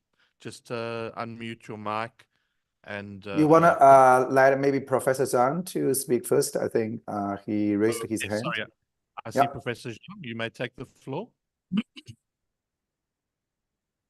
Okay, thank you. Go ahead. Thank you for, I'm sorry. I cannot open. Oh, okay. Thank you for giving me to give my response to the question. That is, as of whether China have some similar platform to cooperate in the green energy and countering the climate change crisis. I think there could be some, and especially on the last FOCAC meeting in Dakar, Senegal. We have passed the Vision China-Africa Cooperation Vision 2035, and within which the Green Grade 4 program, the China-Africa Green Emissary Program, and the China-Africa Green Innovation Program. These are all China, Africa, and the China-initiated program or platform in countering the climate change crisis with the African countries. And all of these platforms aims to carry out cooperation in green, circular, and low carbon technologies, and especially focus on the personnel training and the talent training. And so this is one of the aspects I would like to say. And the second question I would like to make my response is, as of the experience of China's education, the first one is that since the 1978, along with the policy that is implemented by the government to focus on the economic centered policy and opening to the outside world. China's education has always been concentrated on the point of cultivating the useful and the practical and the high capacity and capable the persons, for example, focusing on cultivating some engineers, some professors or learners, experts, and especially that is practical and useful and helpful in constructing the economy and developing economy and in the technical areas. And the secondly, I think China's education in its experience, if there is some, its examination system. And by conducting this system, and whether the students themselves or the parents or the government, they focused on one point, that is try to promote the students or the learners to be developed to a useful person or talent that could be finally beneficial for trilaterally for the country, for the family, and for their own career. And so I think this is the two-way or double-tracked experience in China. And the most important is starting from the 1978, that is to say the conducting period of the opening to the outside world policy. And the center is on cultivating for the country some useful personnel and talents. That's all. Thank you. Thank you very, very much, Professor.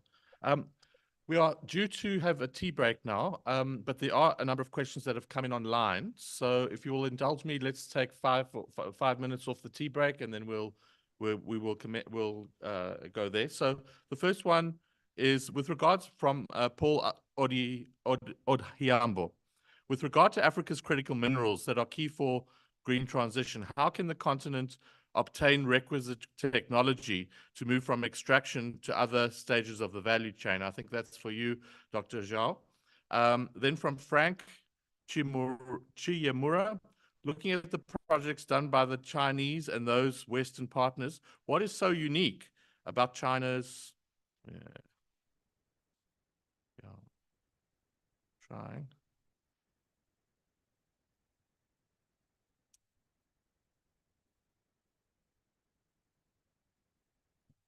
Okay, I think maybe what's so unique about China's approach? Oh, there we go. What is so unique about China's China-backed projects, and on evaluation, which partner offers better prospects for Africa's just transition, Chinese or Western partners, I guess? And then there were a few questions in the Q&A box as well. Question from Rebecca Shirley, the World Resources Institute Africa. What do you see as the role of local NGOs in Africa for ushering further collaboration on green development between Africa and China? Just going to read her questions first because they were shorter than the other one. Her second question is, what are the main win-win partnership opportunities for progressing African countries up the value chain, value addition ladder in supply chains, similar to the question that was asked by Paul? And then there was a third one from her somewhere. No, it seems like it's withdrawn. Then an anonymous attendee said, looking at the projects done by Chinese and those by Western partners, this is a repeat of the previous question. What is so unique about the Chinese projects? And then from Kenny Mabasa, good morning. Please comment on job creation. I'm sure we all agree that education is key to job creation in many levels, if not all. In fact, China's broader economic miracle and her leadership in most aspects of the green economy could be attributed to its integrated educational ecosystem from the elementary level. In South Africa, with its diverse educations rooted in apartheid, the emphasis tend to be a little later in the tertiary level, i.e. the ambassador in his remarks mentioned that he met the then Minister of Science and Innovation, Dr. Bladen Nzimande. I would like the ambassador also to meet the Minister of Education and look at the synergies of basic education in particular. Question, is there something that the Chinese may teach us in basic education and primary education? Is there something that South Africans can learn or can teach Chinese primary education? Okay, so good question. I'm going to go first to Dr. Zhou, because sorry, I left you out last time. If you can maybe tackle one or two of those, that would be great. And then we'll give Olufonso and Cobus the opportunity, and we'll then close for tea. So we're not going to take any more questions in the room. You can leave those for the tea break. Okay, Dr. Zhou, please. Thank you. I'll be very quick. I think most of the questions have already been touched upon, but I think some of the questions, I don't think we have easy answers.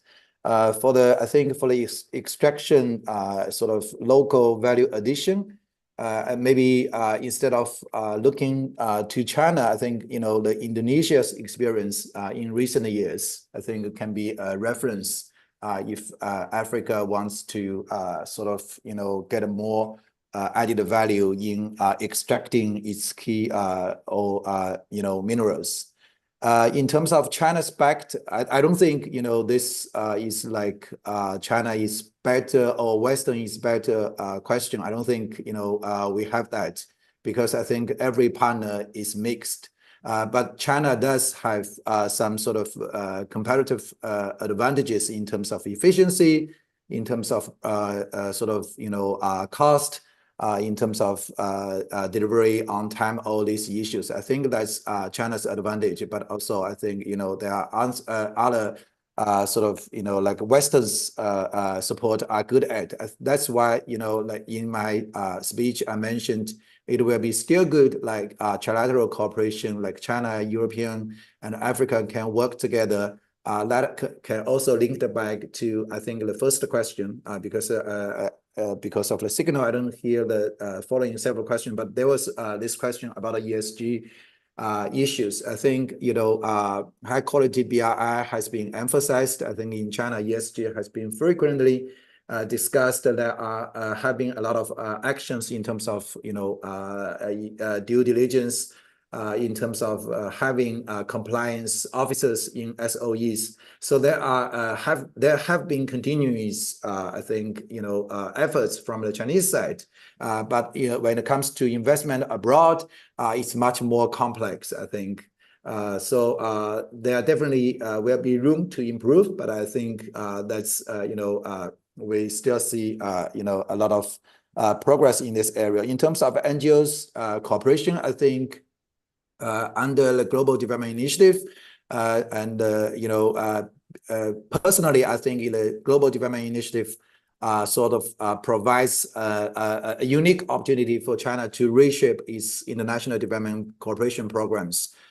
So one point, of course, on that is to engage with different stakeholders, including think tanks and also NGOs, to have more sort of local perspectives. And when China now is having more emphasis on this more and beautiful projects, and also this global development and the South-South Cooperation Fund, I think Chinese NGOs and international NGOs are actually part of the actors like we wanted to see involvement, but it's still in the early stage, I think. So in terms of education, I think Professor Zhang already touched upon. I think it's a very complex question in terms of promoting primary education and the job creation. I think I'll stop here. And one last point. I think in terms of JETP, South Africa is engaged in with a number of Western or MDBs. I do think China can learn from that partnership, but I don't think China is in that sort of capacity to mobilize. Even I think the Westerns, they have not fulfilled sort of their commitment, whether they are engaging in South Africa or Indonesia in this just partnership. So, but I think that's a good way to at least for renewable energy, we can create some sort of overall umbrella framework, but not, I think, will be good like under the FOCAC. For China Africa, in terms of like we have this China Africa Development Fund. We have several other funds, but I think a fund dedicated to renewable energy development, especially when it comes to project development, it will be definitely, I think, much better. So that different capacities, different stakeholders can come together to understand the general context, but also to prepare for projects. I stop here. Thank you. Thank you, Dr. Zhou.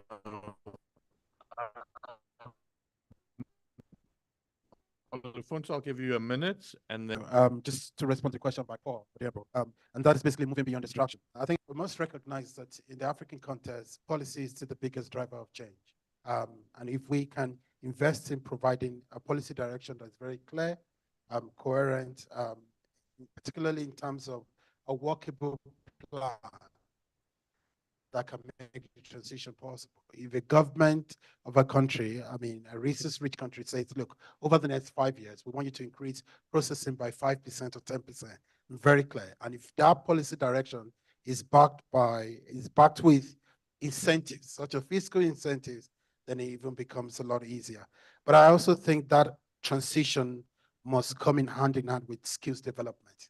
You can't just tell people to do processing or value chain addition in your country, and you don't have the basis for that to happen. And I think along with that skills development, and along with the incentives provided, we can see opportunities for technology transfer to happen on the continent.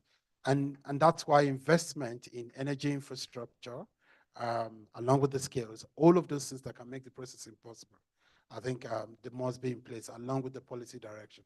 Thank you. Thank you so much. Very briefly, on the issue of who's better, I agree with Professor Zhou.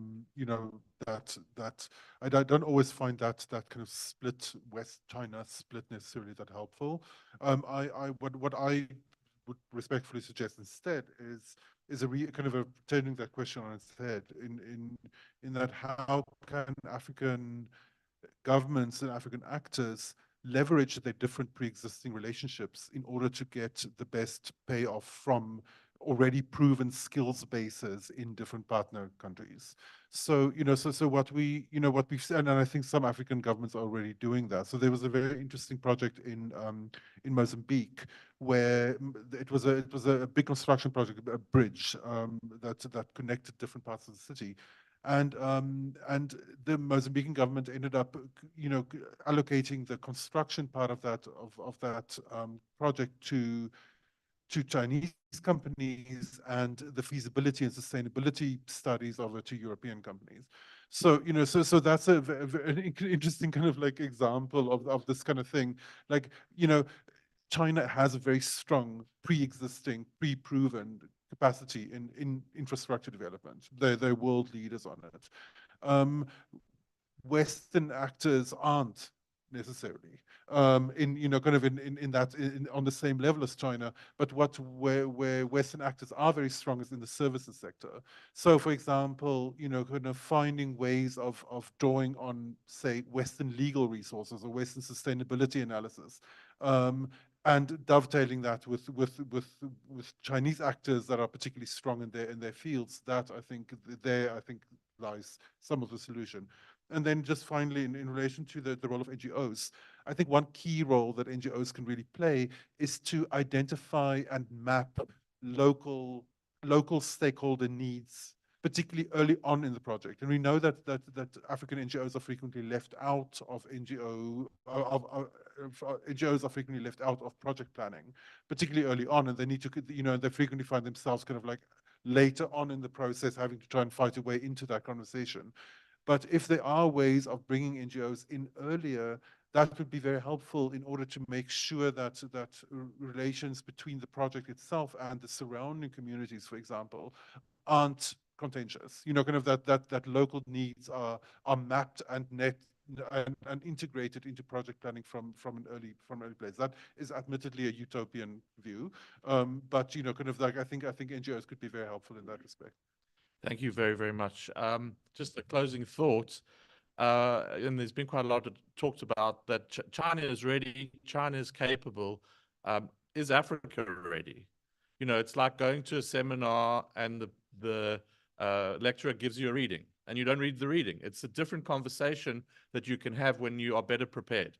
So I'm not, you know, I don't want to point fingers or say anything. And I mean, Africa has many, many projects that have been on the shelf, especially transcontinental highways and railways and so on and so forth. But I think it's incumbent upon our governments and our companies to be better prepared, to know what they want, to know what we're asking for.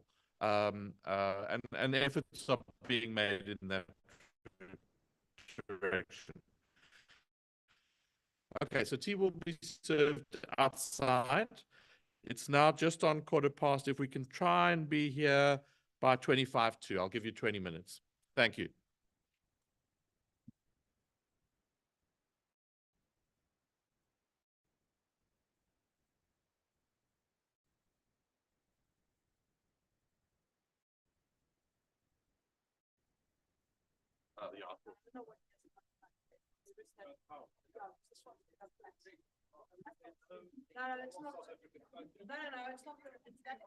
Gonna do it.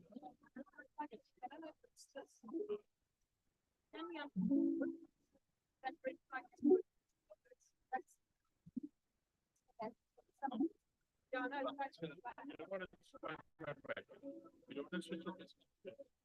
No. This one red. No.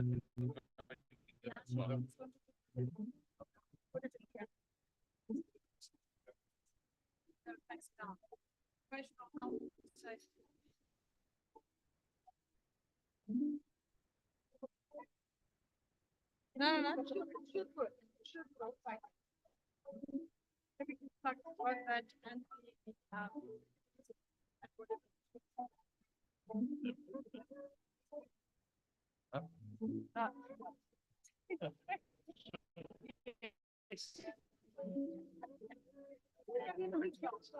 yeah. Yeah, just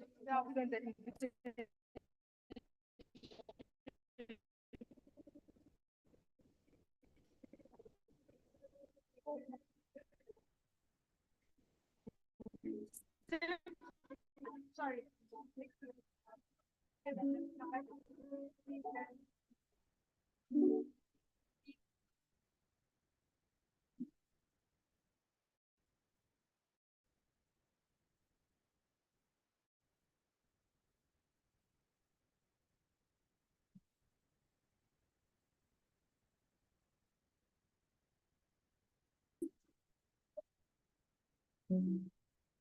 I know, right? Okay.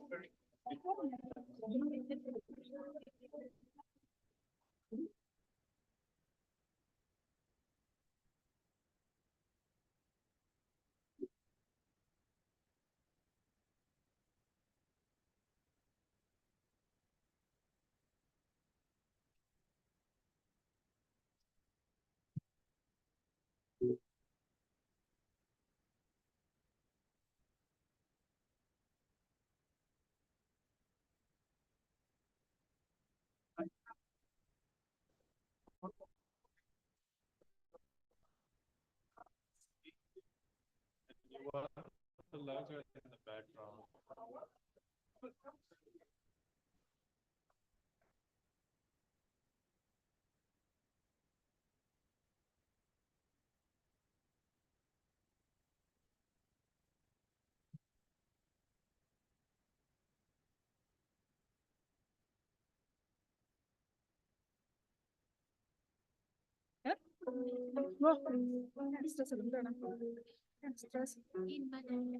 Stress because uzosidelisa ngo-Alex ube sesingathi ingathi umntu ufuna Alex into enzayo something yho uzogezela shame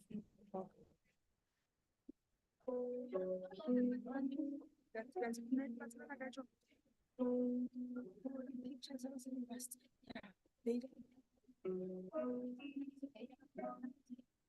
Yazi ndifuna uthi into ndifuna uthumela i-invitation and i-laptop yam phela le ondibona Elizabeth yophapha kwadat yeah unje but everything is going well uyathanda ukwenza like don't it's not even about that uyathanda ukwenza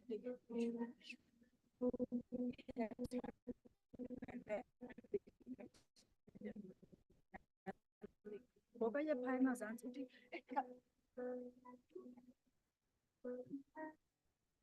apho kwandifuna ngisho apho ndifuna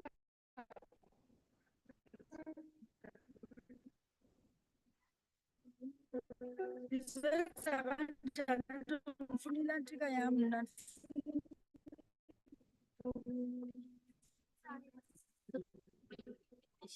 so senze loo nto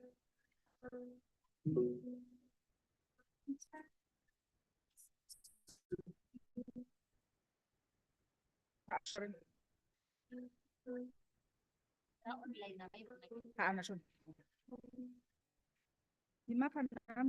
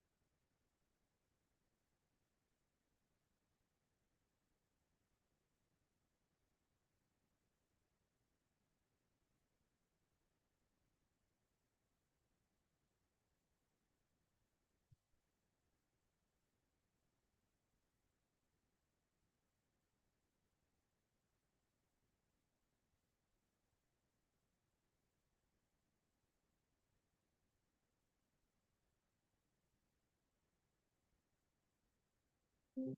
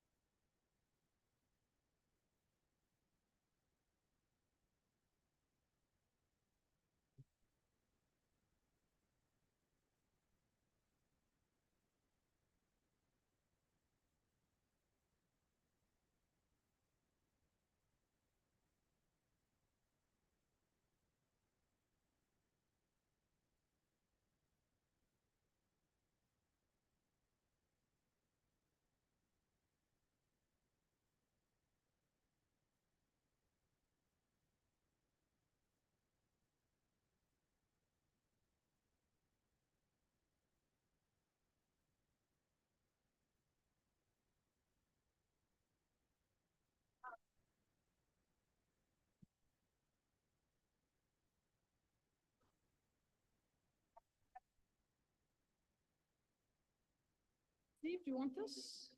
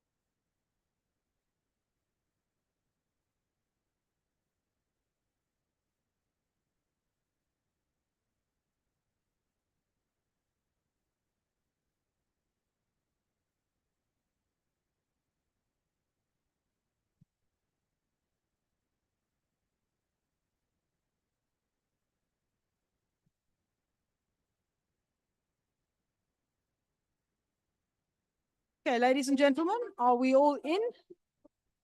Can we just get the people who are still enjoying their coffee into the room?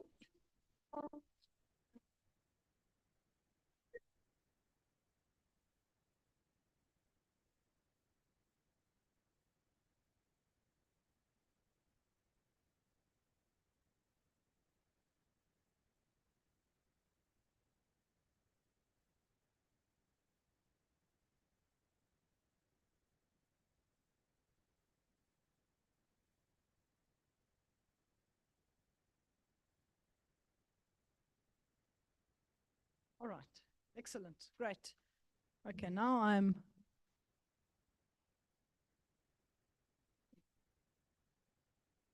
Okay, you can hear me? Online audience hear me? Okay, when the tall people come, they can raise the mic.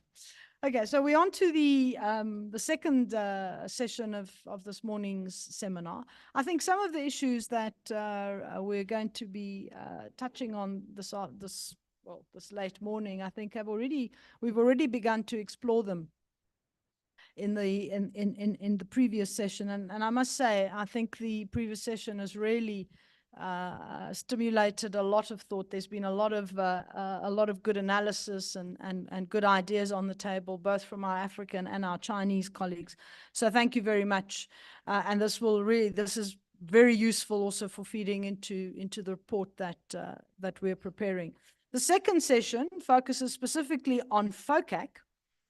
And as we said, the next FOCAC meeting is happening in Beijing in early September. I think it is the 5th to the 7th or the 6th to the 7th. Okay. Right. So it's the first, basically it's the first week of September.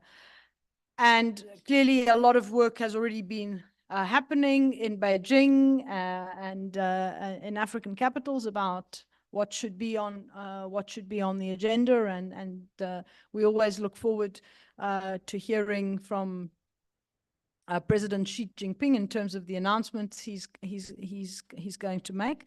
But the focus of this session here is then to look specifically at FOCAC, but to look at win-win outcomes. And it's not just about FOCAC this year, this coming month, right? FOCAC is very much a process. And it's gone, as I think Kobus has alluded to it, and others, also the ambassador, it's gone through various phases.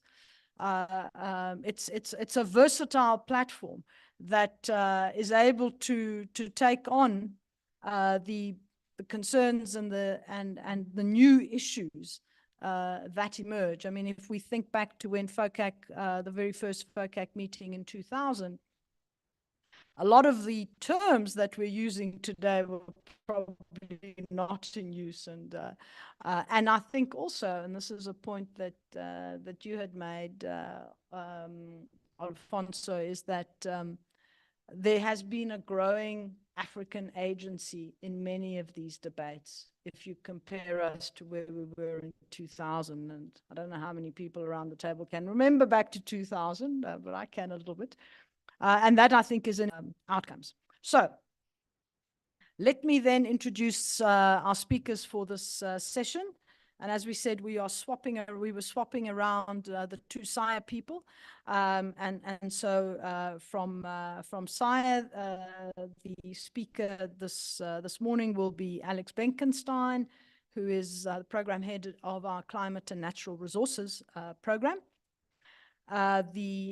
I'm going to introduce everybody, and then I will call you up individually, obviously. Then we're also very honored to have with us this morning Simbini Tichakunda, who's the Principal Program Officer for Energy at the African Union Development Agency. That's the AUDA NEPAD. It's an important institution, a part of the AU architecture, and we're also always very pleased to have AUDA here because it's one of the institutions we work quite closely with. The fact that it's in Midrand, I think, also helps that it's in Gauteng, but really good to have you with us, Simbini. And then online, we have Professor Zhang Yongpeng. He's already, in effect, been seen by all of you because he's made some comments in the previous session. And he's a research fellow at the Institute of West Asian and African Studies at the Chinese Academy of Social Sciences. And it's really very good to have you with us this morning. It's good to have people from, we've had long-standing engagements with IWAS, with the Institute for West Asian and African Studies at SIRE. So it's good to have you on one of our panels today. Right, so let me then call on Alex to kick us off, and then we'll take it in sequence. And since you are tall, there we go.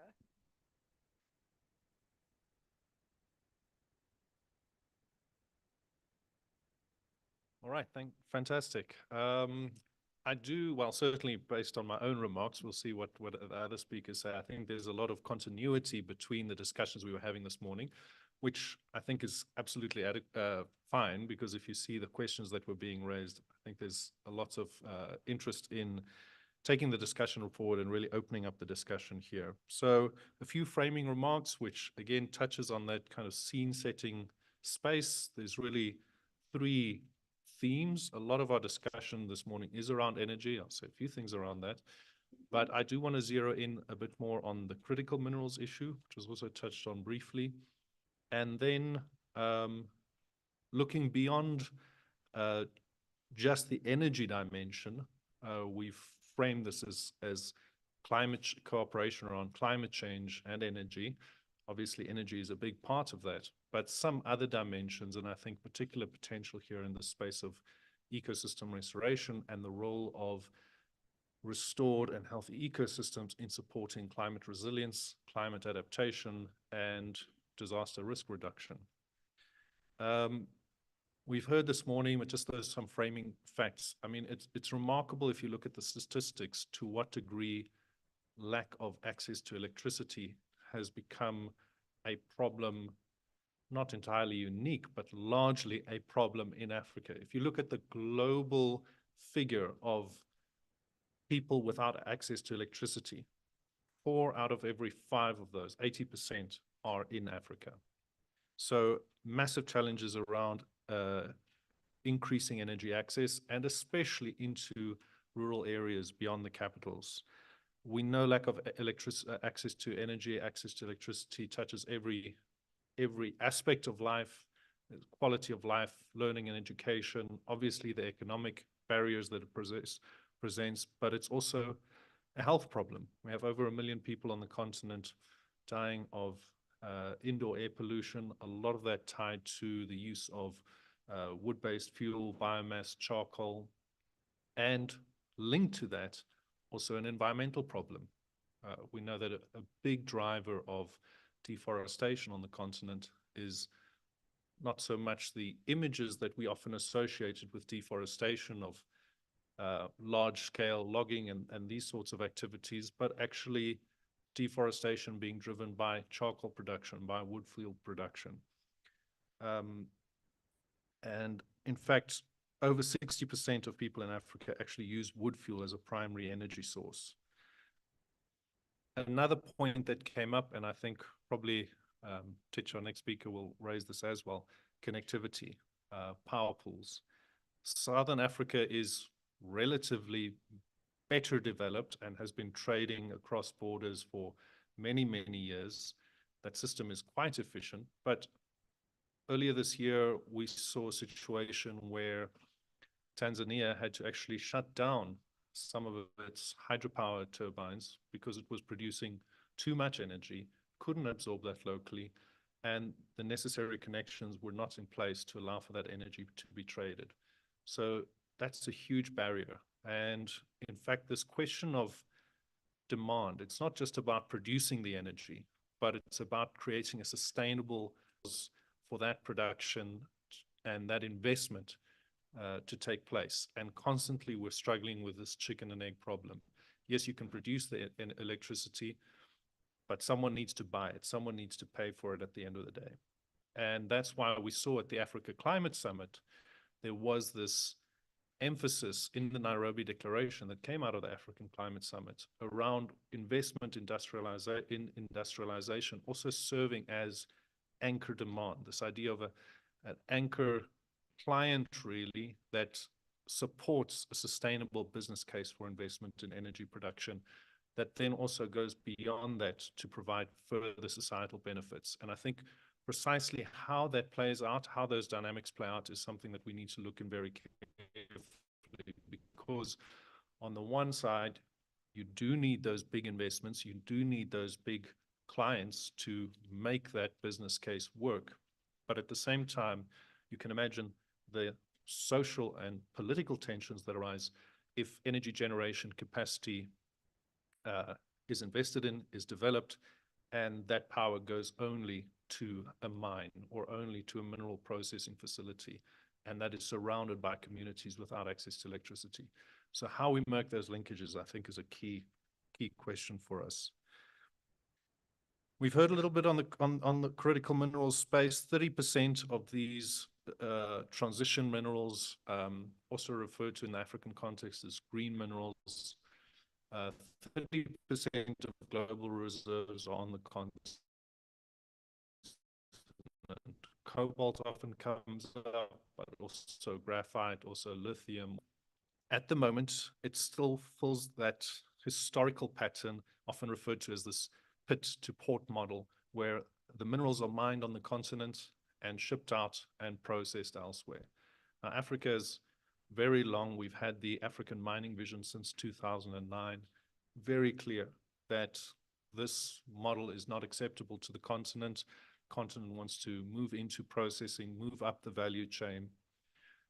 And we will certainly see this in the forthcoming African Green Minerals Strategy, which is under development, will probably be made as a public document towards the end of this year.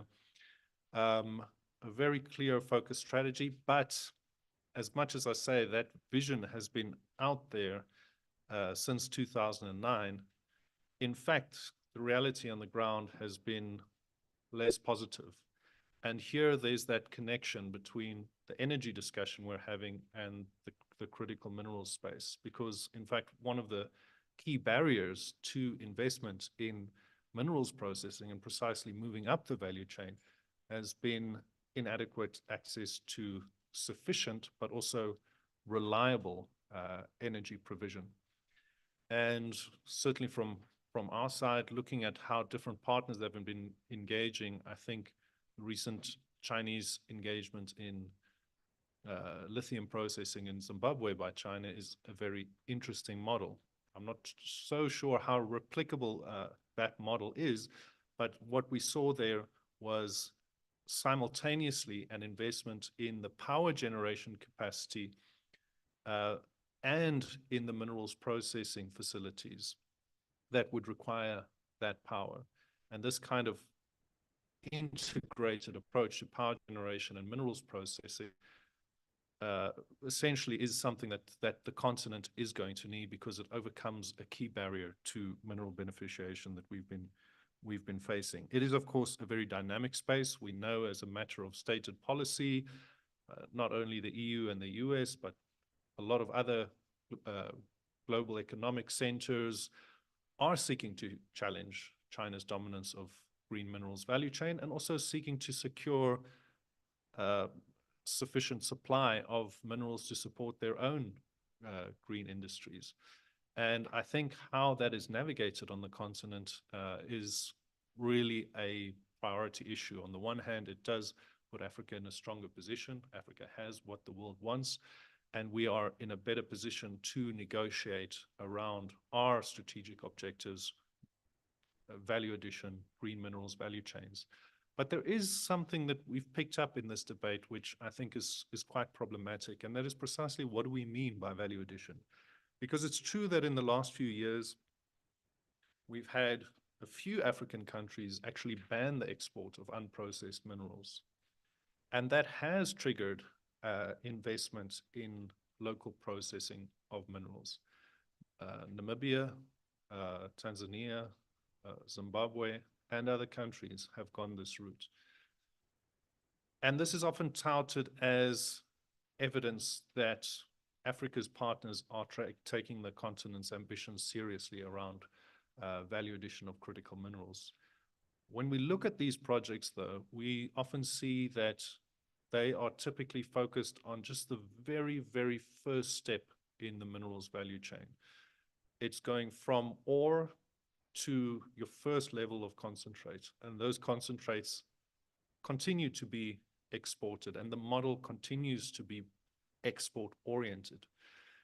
Whereas, of course, on the continent, when we speak to stakeholders, the ambition when we talk about critical minerals beneficiation, green minerals beneficiation, it's not simply going to that first level of concentrate. It's moving substantively up the value chain, up to higher tech, more advanced, where the real value is being created.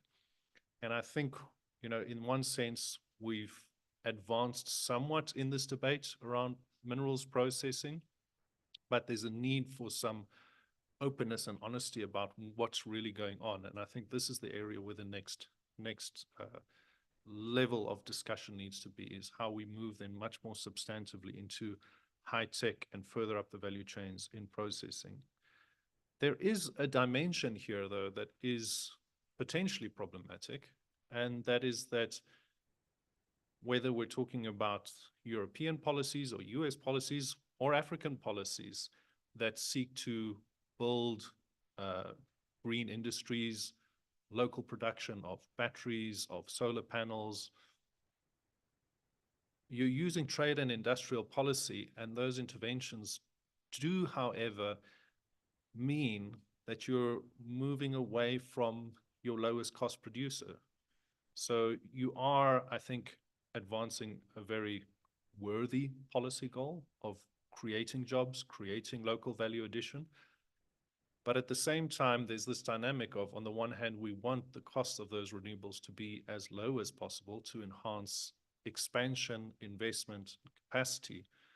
And that in certain circumstances works against this objective of ensuring local production. So these are difficult questions to answer, but I think part of it lies in that theme we discussed in our first session, is around technical cooperation that really dives deeper and looks into supporting local production in a very meaningful way that can increase efficiency and drive down costs, and in that way promote the broader adoption of renewables on the continent. And then we talked about ESG. I do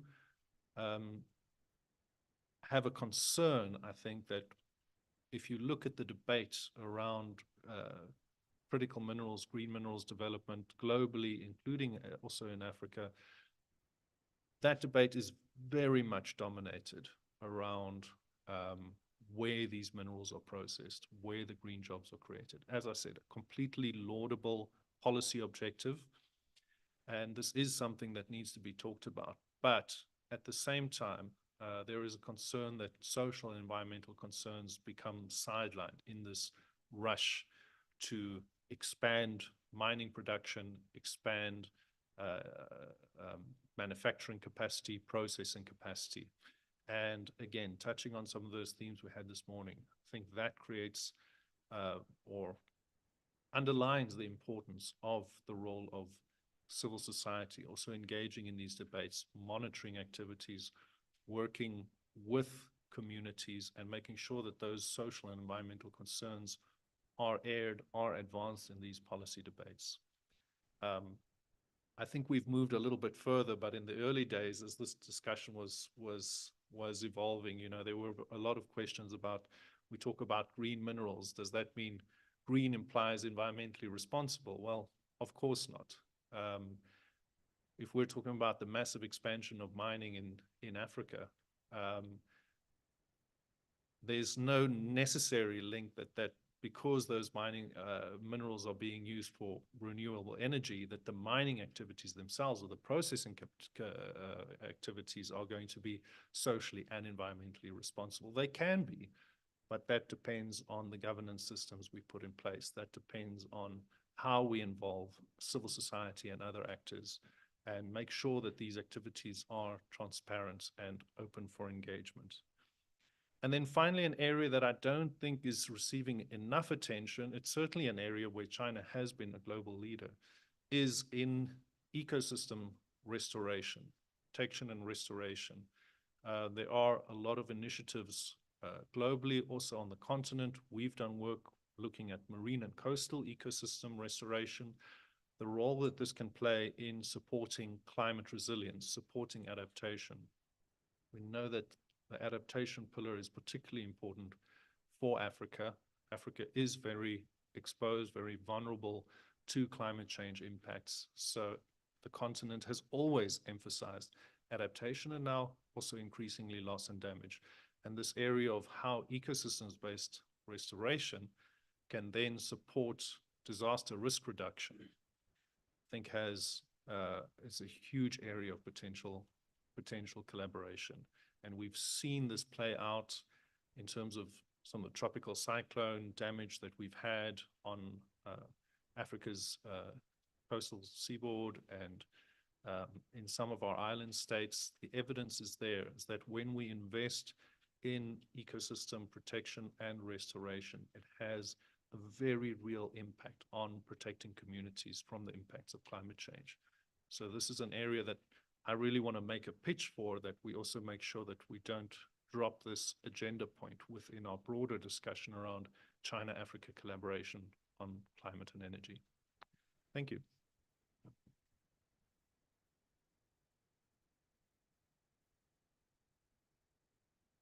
Oh, right. Now I know how much taller you are. Thanks very much, Alex. I think there are a few really good ideas there in terms of win-win solutions. Some of them are areas where there's already a degree of collaboration, and then potentially how we ramp up around green minerals, critical minerals, but also I think very importantly, ecosystem based restoration. So I think that's very important. We can perhaps pick that up in the Q&A. Right, then it's great to call up, let me get your name right, Simbini Tichakunda from ADA NEPAD for his presentation. Thank you.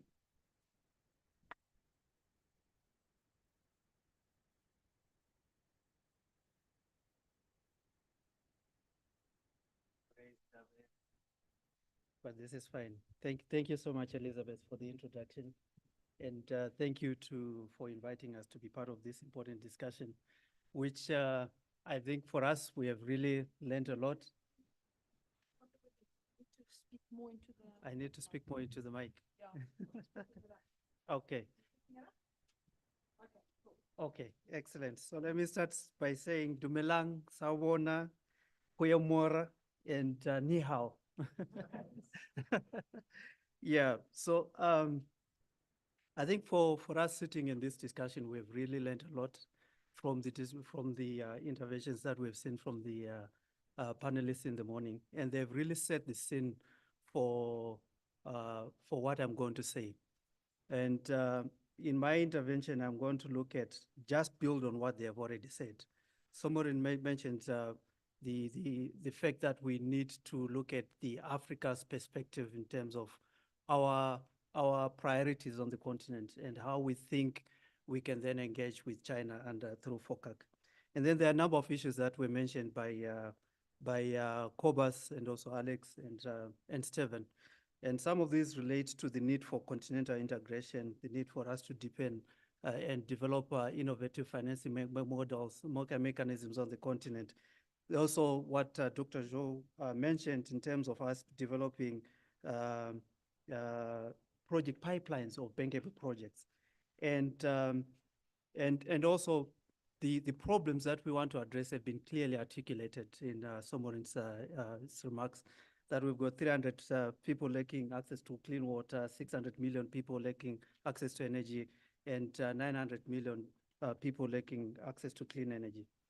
And so, from the African Union perspective, the heads of state and government launched 2 initiatives in addition to the ones that somebody mentioned in the morning, early this year. So there are 2 initiatives that they mentioned that they launched that are very critical in defining our priorities as a continent. The first one is that they launched the second 10-year implementation plan of Agenda 2063. And this outlines our aspirations in terms of what we will developmental aspirations within the next 10 years.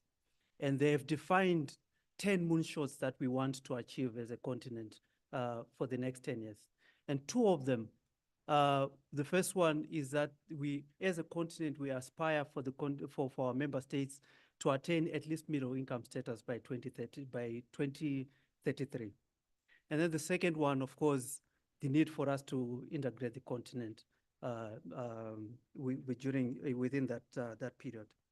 And as Dr. Cobus mentioned, that in order for us now to maximize the energy potential that we have on the continent, we need to integrate the continent so that we can then leverage on the power pools that have been developed, particularly the Southern African power pool and all of the other power pools on the continent. So in addition to the Agenda 2063 second 10-year implementation plan, the heads of state adopted 2 important continental initiatives that are going to drive our priorities in the electricity sector up to 2040. So the first one is the Africa Single Electricity Market, as well as the Continental Power Systems Master Plan. And these have been adopted as flagship projects of Agenda 2063. So what do these aim to do?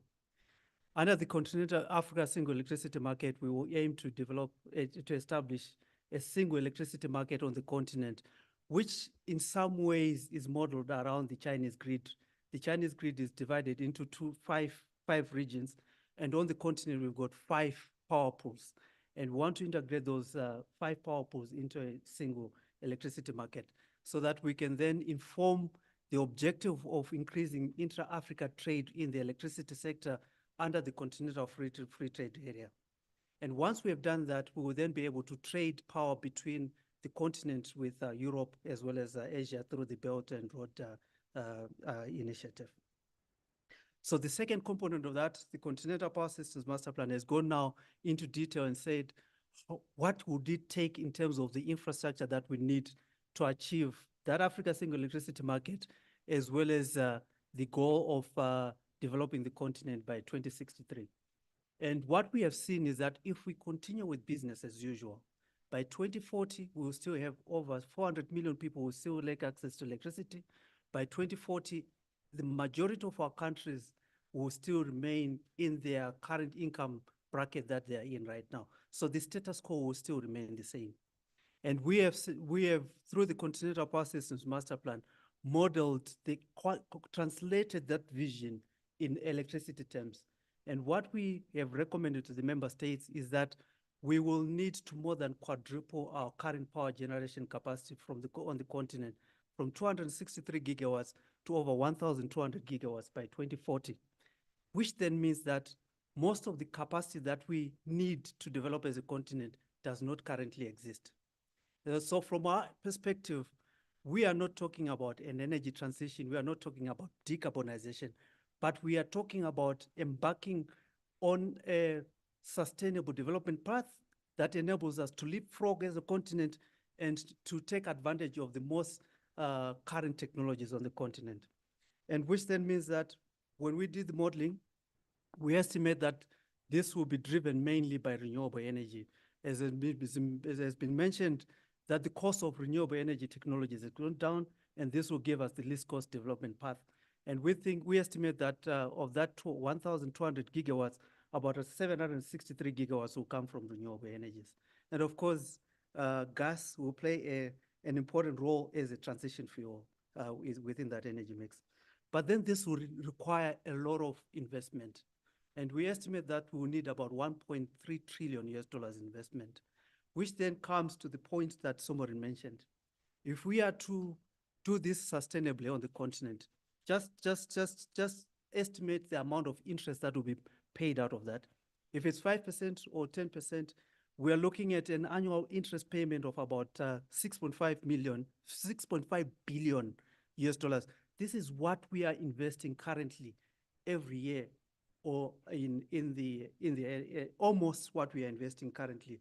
But then it's still not sufficient, which then means that if we don't think about how we finance these projects, we will remain in the same situation where we are burdening our member states. And you'll see later on some of the recommendations that we're making in terms of the shift in focus on how we invest in the power sector on the continent. So, and some of you might say, is this possible? Africa, are you not dreaming? You know, what is it going to, is this going to happen? By 2025, if you look at the existing master plans of our member states, by 2025, we will have interconnected the East African power pool to the Southern African power pool. And through the existing interconnectors in North Africa, we will have potentially an interconnected grid that stretches from Cape Town to Cairo all the way to Rabat in Morocco. Of course, the existing infrastructure is quite currently weak. By 2030, if we just look at what the member states are looking at, that grid from Rabat will be connected to West Africa, to the West African power pool, and we should theoretically be able to have a market that stretches from the Southern African power pool, East African power pool, North African power pool, all the way to West African power pool. And by 2040, if we then implement all of the transmission master plans that we're looking at, we should be able to create a market that is valued at over 136 billion US dollars in terms of transactions that can be traded between the power pools. And so this is something that we think is is attainable and should be attainable within our lifetime. But what we need to do to operationalize this? Cobus mentioned the need for regional integration, and for this to happen, and also to link the supply to the demand, we are going to be working within the next 10 years to operationalize the Central African Power Pool, operationalize the East African Power Pool, as well as the North African Power Pool. And within these power pools, especially if you look at the progress that has been made in the Southern African Power Pool, we want to develop 3 innovations that are going to be very critical for us. The first one is that within the Southern African Power Pool, in the next 5 years, we'll be working with them to establish a specific renewable energy market where we can trade, producers and consumers can trade in renewable energy within the existing regional market. And once we do that, we'll then create an ecosystem where we can build on that carbon markets, because we'll have the data to show that renewable energy has been produced, it has been sold, and now we can then prove that the carbon emission reductions have been achieved. And by creating these regional carbon markets, we reduce the time it takes for our member states to comply with the international carbon trading markets. And this is one of the areas that we would want to engage further with you.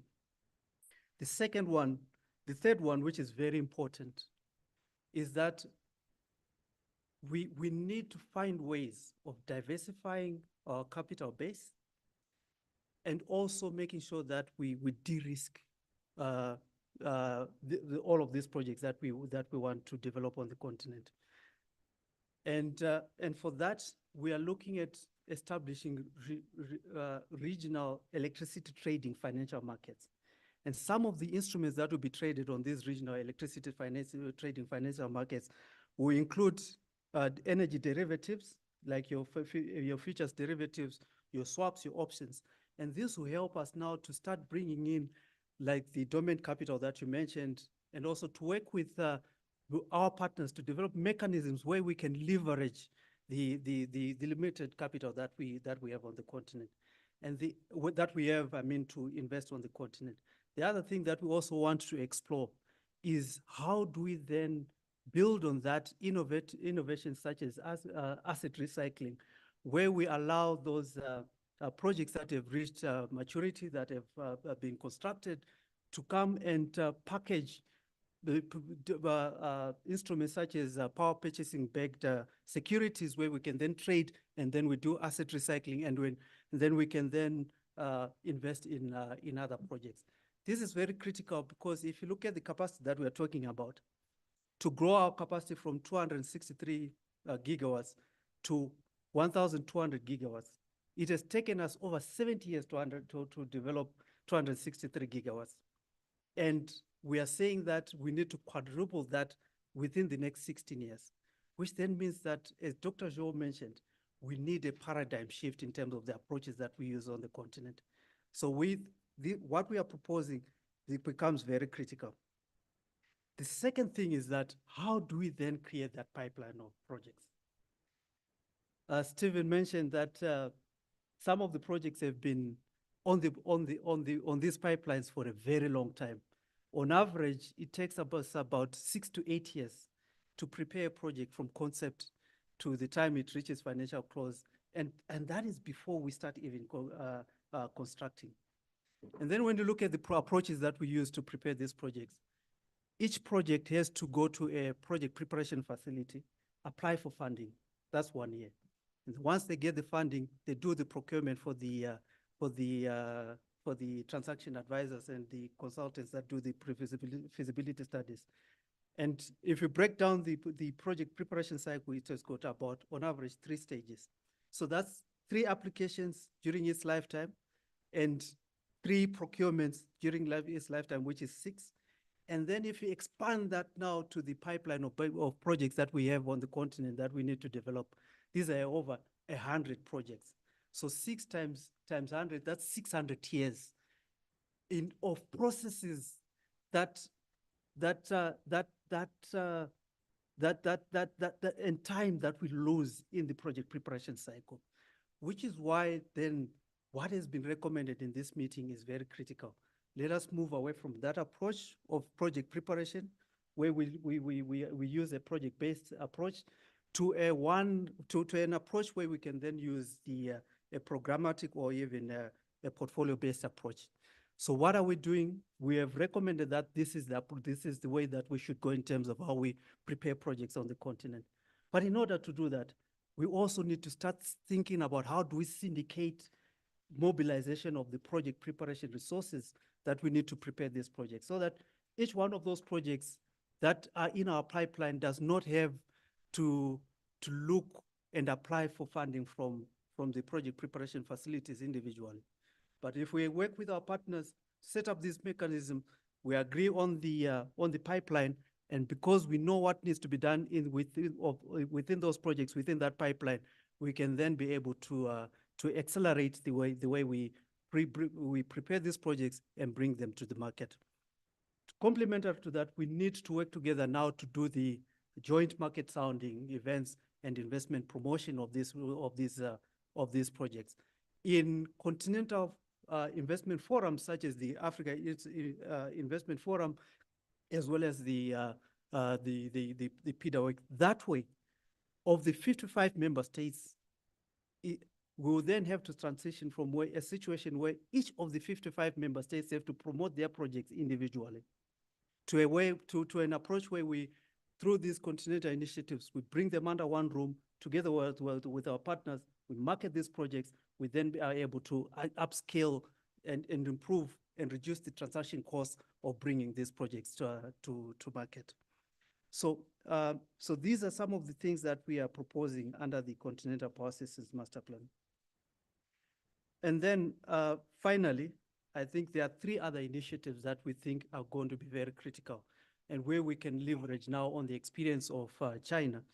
The first one is in order for us, and I think that was also mentioned by Alex, that we need to find an approach where we can develop green special economic zones, where we simultaneously develop your renewable energy capacity with embedded demand within those special economic zones. And by doing that, we are reducing the time and the risk that is involved in preparing the projects. The second one that is important for us, we have been talking about the just energy transition, and how do we make sure that some of the communities where we want to create employment and reduce poverty are not left behind through the just energy transition. And when you look at the approaches that we've been using in terms of promoting rural electrification on the continent, we still have not addressed the issue about the viability of these approaches that we're using.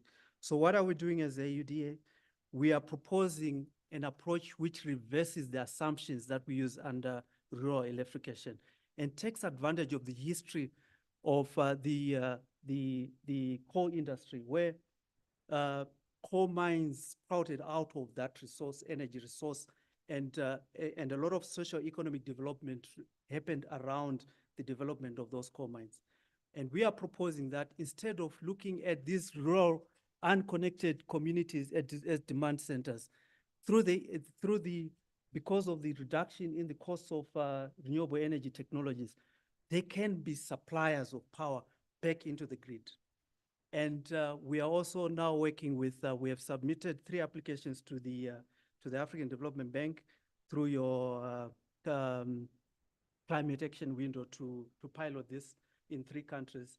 We are also working with a mine in northern Tanzania so that we can then pilot this, where we work with the mine to promote community-based electricity production to supply power to the mine. And then the excess of the power could then be supplied back into the national grid. The other thing that we have been asked to look at by our member states is how do we create local value chains for renewable energy and battery energy storage within the African continent. So what areas of collaboration are we looking at through FOCAC? And our principals are going to be attending FOCAC in September. We are in discussions with the Africa Infrastructure Asia Infrastructure Investment Bank, as well as GuideCo, to see if we can create some of these mechanisms. With AIIB, we are looking at how we can then create that syndicated project preparation facility. And one of the options that we're looking at is that we don't need to create new initiatives. Somebody mentioned AGIA. We can resource AGIA and so make sure that it's properly resourced so that we can then prepare the projects at scale. We also want to work in developing these special economic zones and this investment promotion and the development of the regional electricity market, as well as doing joint market sounding and investment promotions in promoting these the projects under our pipelines. So with that, I want to thank you, and thank you so much for the suggestions that have come from this. We will use them and then to improve some of our recommendations that we're making to our member states. Thank you.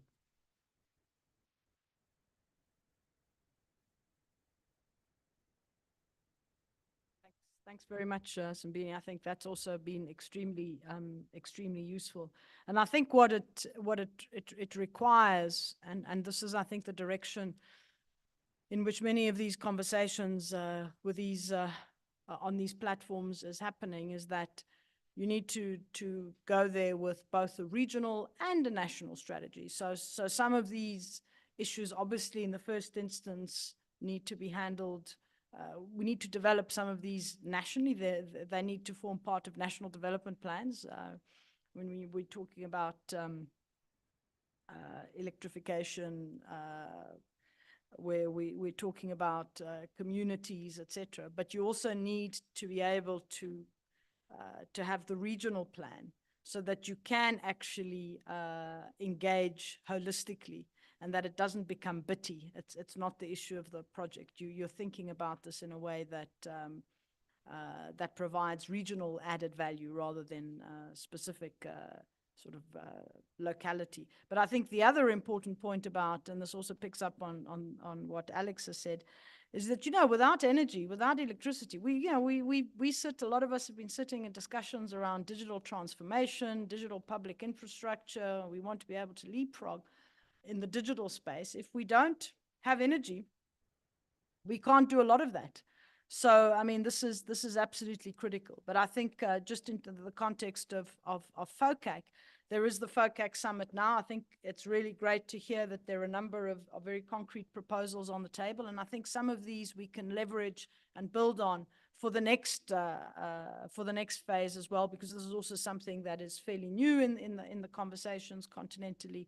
And we can certainly then make progress now, but then really prepare and actually adapt and adjust as we roll these things out, to take it both to the next FOCAC, but also to explore other partnership platforms where we can put these ideas on the table. Again, picking up on, I think, the point that Kobus made a little earlier, which is it's not an either or. It's not that it's either China or the US or the European Union, but indeed identifying the particular niche areas where different partners can operate. But what is absolutely critical is that you don't want to create different projects, approaches. You want to have a master plan, and then you need to identify individual partners who can provide, who have a competitive advantage in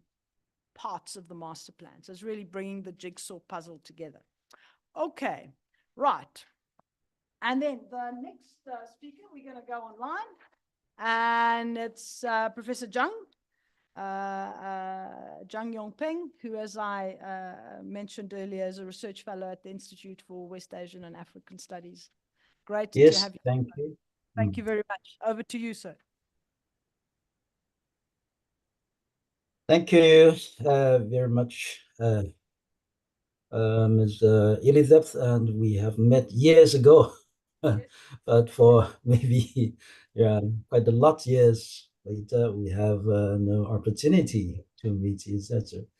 But here, anyway, I'm so happy and to see all of our South African counterparts or scholars, experts, as well as some other African friends, and especially to the Chinese the ambassador to the South Africa. And thank you all.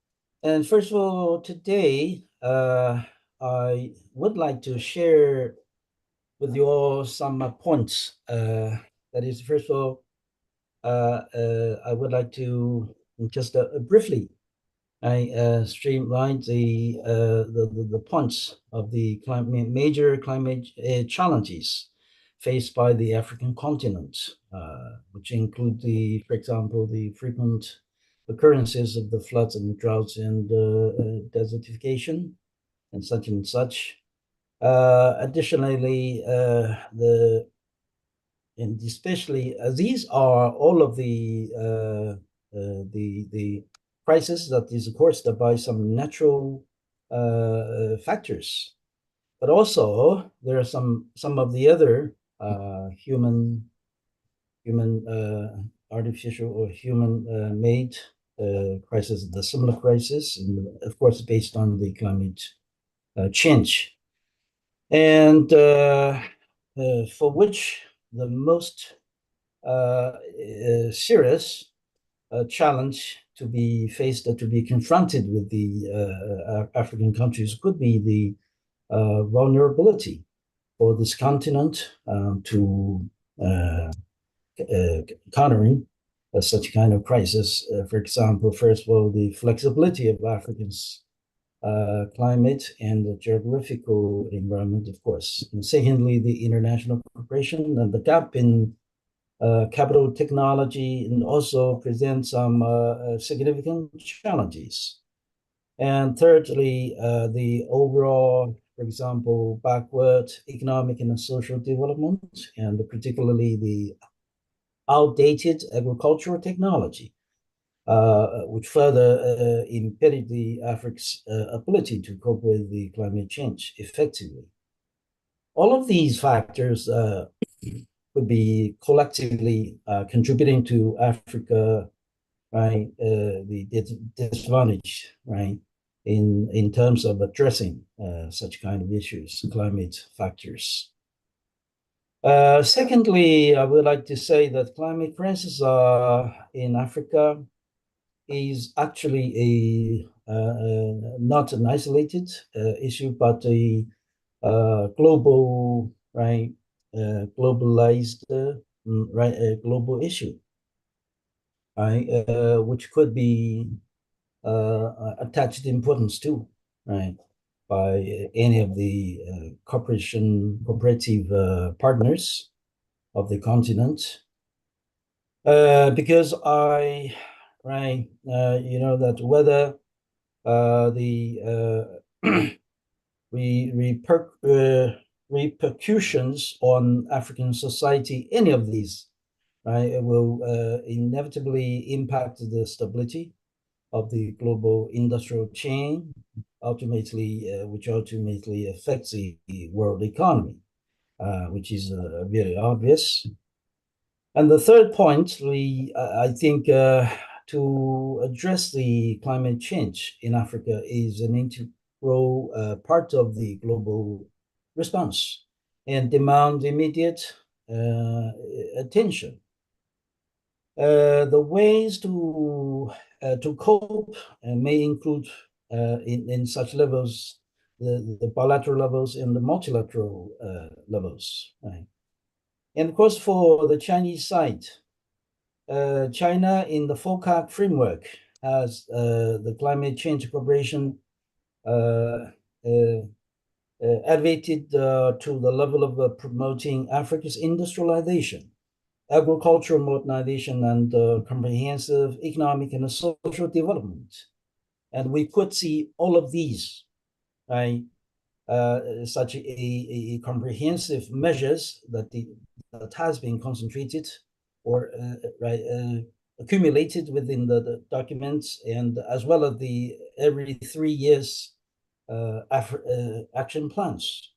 And every 3 year, after every 3 year of the FOCAC meeting, and we could see the result or evaluation report issued by both together with the together between Chinese government and the African governments. For example, in the FOCAC Dakar, right, is a very, very special FOCAC meeting. Altogether, it's on the level of the ministerial, right, or ministers level.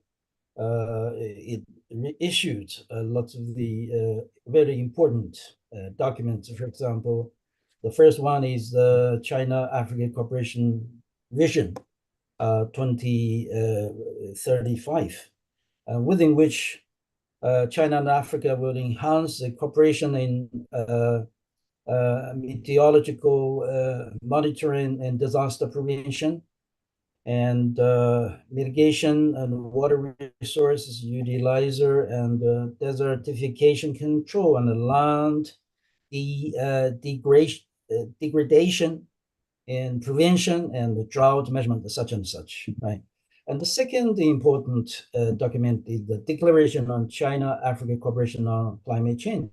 And this is, of course, a political expression, right, of their attitudes of the both sides to be determined for themselves to cope with the climate change issues. And the third is the FOCAC Dakar Action Plan. And this is a every 3 year, right, action plan, which will be finally evaluated and conducted, implemented completely, right? And so up to now, the result is optimistic. Within all of these documents, the climate change and green development has been mentioned. Right. Right. There are. I would like here to show some case.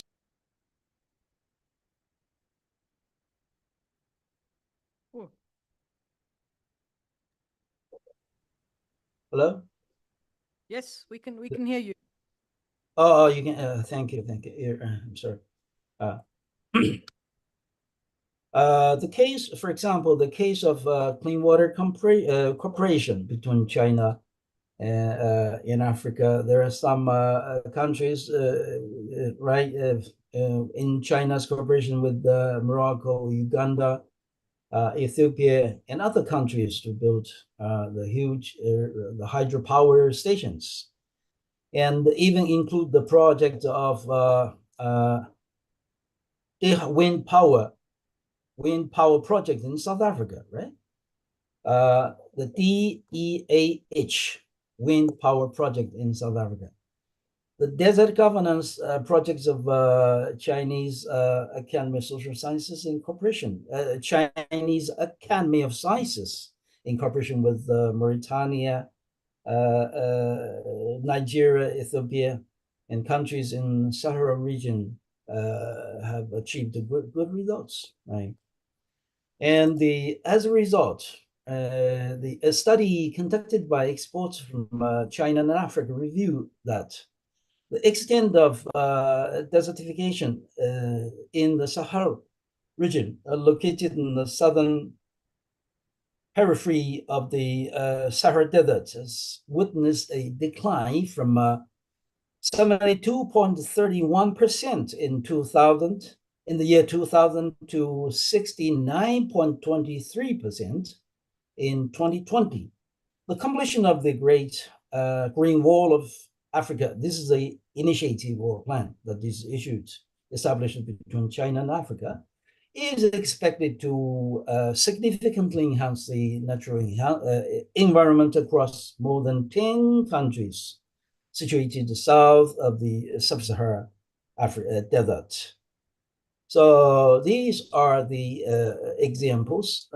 And the third point I would like to, right, to say, to reflect, right? This could be some of my reflection on international cooperation. That is to say, any of the Africa's cooperative partners or cooperation partners should not degrade African partners or accuse each other or deliberately turning cooperation into confrontation.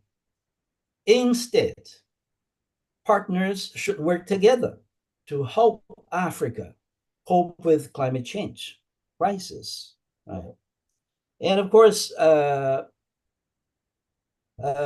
few or some of our colleagues just previous, right, in their previous speech, they mentioned maybe the partnership for the G7 and passed the partnership for global infrastructure and investment, right? That is called the PGII, right? They especially mentioned the word that is called quality infrastructure investment. That is called QII. And is set to provide a valuable alternative to the low quality exploitative infrastructure development.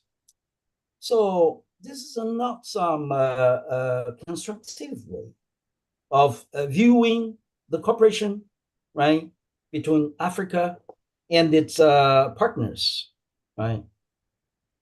So actually, actions speak louder than words. In fact, most of all, we know that it is clearly that they are referring to China's cooperation with the infrastructure cooperation with the African countries, right? But for many decades or many years, who is constructing in Africa, right? Who did nothing or who did just a few in the infrastructure construction in Africa or for African countries? People are so clear. And especially the African leaders and people, they know clearly. And of course, for anyone who is doing something good, you usually or frequently, you cannot consider everything, right? Completely or comprehensively, right? So some disadvantages are unavoidable sometimes, occasionally, right? So, of course, in the general picture, for example, most of China's infrastructure has significantly enhanced and promoted Africa's economic and social development, which is obvious, right?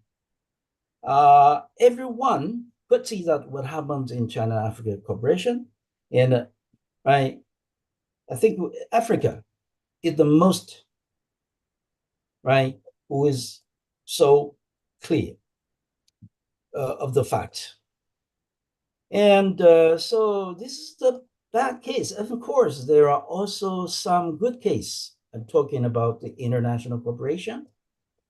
What I would like to say is that I clearly remember there's right, something happened in 2020. That is the locust infestation that's happened in the Eastern African countries, in Ethiopia, Somalia, right? And maybe some parts of Kenya. Right? So in response to the Eastern countries' locust plague, the Food and Agricultural Organization of the United States and the United States, United Nations and the United States and European countries, they all joined in such an event, such an action to help reducing the harms, such harms, climate change, which is caused by climate change, right, to the African countries. This is a good example, right? And also during which China contributed its, right, its modern technologies to reducing, right, the disasters and losses for the targeted countries. And so what I mentioned these two, just the opposite example, is just to show, to say that, right, when we talking about cooperation with Africa, dealing with the issue of climate change, we should cooperate each other, right? Don't say something bad to each other, accuse each other, and making some contradictions between each other, right? That's not constructive. So for China, Africa, in dealing with the climate change, I would like to say that some areas could be focused on. The first one is the technical cooperation and the strengthening ability for independent crisis governance. Right? This could be important, right?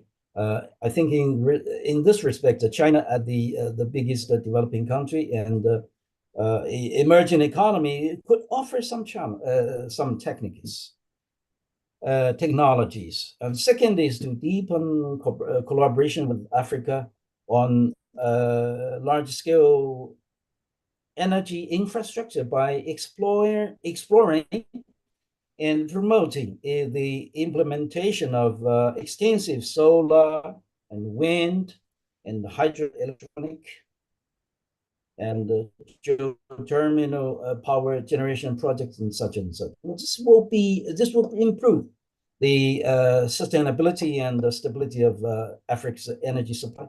Right. A third, the measure, the policy pillar, I think could be to try to promote distributed energy systems by installing small-scale solar power plants, wind turbines, and microgrids to enhance the energy coverage and ensure a stable supply in remote African rural areas. I think this is the measures, right, that could be taken. And lastly, I would like to say a few words of as a response to some of the questions. The first is some scholar previously mentioned the clean energy. I think the incorporation of the general clean energy into the national group poses a current instability problem. In addition to the previously mentioned, scholar, I think China, however, has effectively addressed this issue and successfully integrated solar and wind energy into its national grid. And of course, I know that for lots of the African countries, their power grid is independent and separated, right, or scattered everywhere. Not in some of the countries, lots of the African countries, not formed a complete or entire national grid, right? This is crucially important. Thinking of the example that happened in Ethiopia, and when the Chinese loans supported the railway from Addis Ababa to Djibouti was built, completed its construction, right, for quite a time, and years, it cannot be put into use. Why? It is because the Ethiopia power generation is just some small fractions, right, scattered about, and not in the very complete national grid. And so try to avoid such kind of things happen again. China has its technology to make the right energy right, the flow to be very in the right generation and transportation in a very stable way, right? And the second, looking at the products, for example, right? Another one is the right is the on the about the criminal. I'm sorry, critical minerals, right? And we know that with this regards, right? I think critical minerals for African countries are key, and as well as including Africa, South Africa is a critical mineral product, a giant, right? Giant in Africa. Now, how can the continent obtain requisite technology? I think in this respect, right, China encourages enterprises to establish the deep processing enterprises in African countries, whether in right in DR Congo or Zambia, and I myself visited the refinery or processing factory in Zambia once. And one other example is, for example, China and Eritrea cooperated the gold mine project also, right? They are shared companies, right? Stock shared, right? Stake shared companies. And last one is of the win-win issue, right? China-Africa cooperation with a win-win result, right? I think over the past decades, China's infrastructure, construction, agricultural cooperation, or the economic and trade collaboration with in Africa, right, has mutually benefited by both parties. In order to enhance and integrate, upgrade the cooperation, and I think the most important is to establish the industrial parks. This is a good example, right? A good way for Africa to obtain the industrialization. Its primary advantage lies in its ability to attract numerous enterprises to settle within the park, and thereby creating a production hub that drives local industrial development. And for instance, procuring raw materials from local governments, right? And employing workers from the local, and paying taxes, for example, and so as to contribute towards the stimulating the market vitality, while addressing employment and the government financial concerns. Through the localization of Chinese enterprises in Africa today, the local individuals can participate in managing Chinese companies or joint ventures, and thus so that they can gain valuable technological expertise and managerial experience. And because this way, the industrial park has been one of the most important Chinese experience, right? Especially at the very beginning of China's opening to the outside world in 1980s and 1990s, even up to now. There are still lots of the foreign owned, right, companies or enterprises or joint venture between the foreign and Chinese government or Chinese private companies, right? And they are successful, and they bring about technologies to China and experiences of management, and increased Chinese government's financial income. And so this is a good experience. I think lots of the Chinese local, African local people recognize this kind of, appreciate this kind of, this way of cooperation. Okay, thank you. That's all for my statement. Thank you. Address.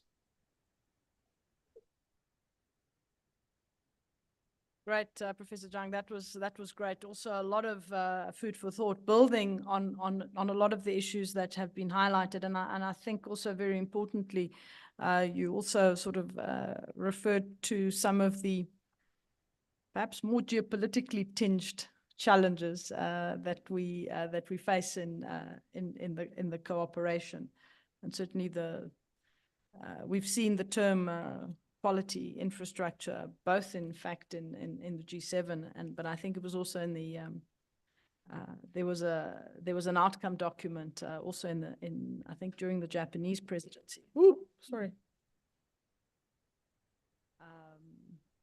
But yeah, and I think the infrastructure discussion, I think, has certainly moved to different phases. I see there are a couple of questions online, and we are running a little late, and I'm assuming there are a couple of questions here in the room. What I'd like to do maybe is just look at the questions here. Okay, so I'm gonna read out the online questions.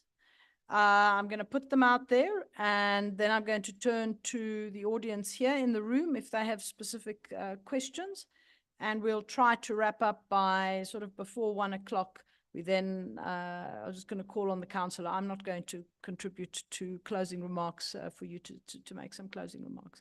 So this is a question to Alex from Rolf Pretorius regarding the issue of reliable energy. While this energy is clean and sustainable also, I always see the debate on clean energy always only focus on the generation, for instance, wind and or solar, but this is not stable, it fluctuates. Should the, oh, I've lost it now. Oi, where are we? But this is not stable. Should the, where's the should? I can't see the should. Okay. I don't know. I can't. Okay. This is,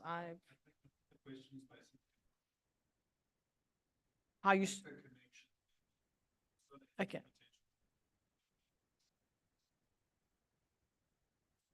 Yeah. Then there is, I think that's, there's a question to me about whether I can visit China, but that's because Professor Joe has to leave. Okay, so that's the one question. Are there any other questions? The mic, do you want to just come here? I think it will be easier. Thank you. Really great presentations. My question is to Simbini. With respect, and when somebody says with respect, you know what's going to come.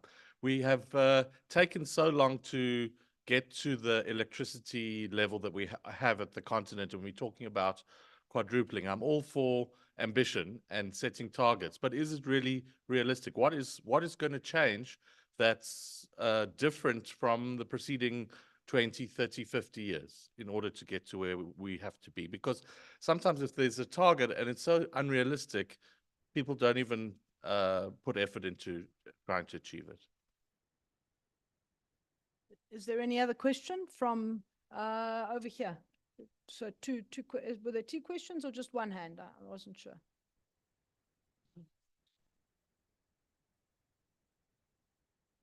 Thank you so much. Introduce yourself as well.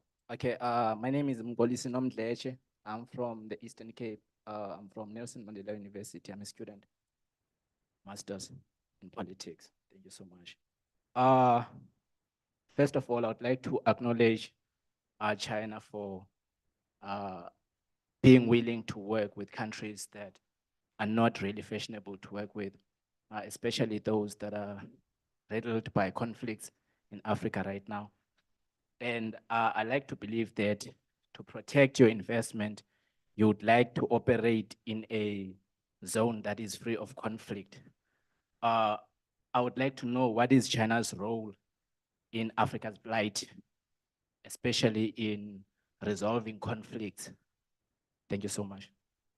Right, thanks. Would you just pass it to, there was another hand at the back there, was it you? Right, yes. I think the two of us. Yeah, good afternoon, everyone. Thanks so much for the input so far. My name is Guillaume Massoclair. Got two hats. I'm a senior economist at Trade and Industrial Policy Strategies, and one of the founders of Southern Transition, a new global South think tank. The question I have on my mind for the presenters is, what do you think the ask should be?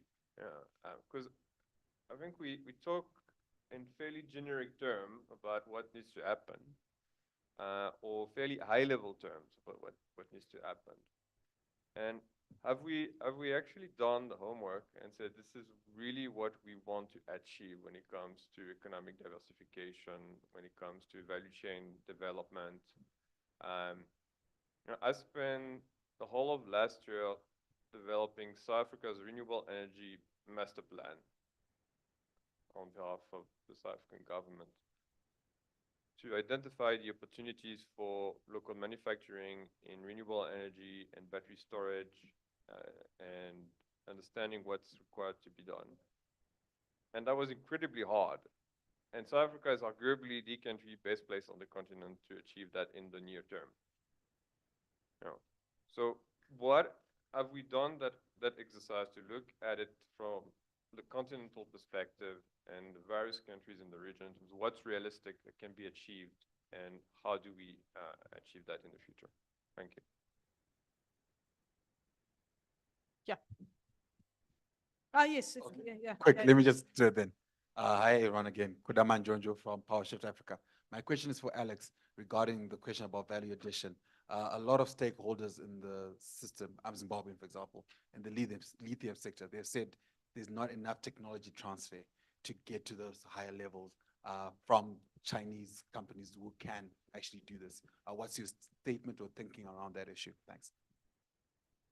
Right, thanks. Okay, I think we'll close the round of questions. Those were great questions. I think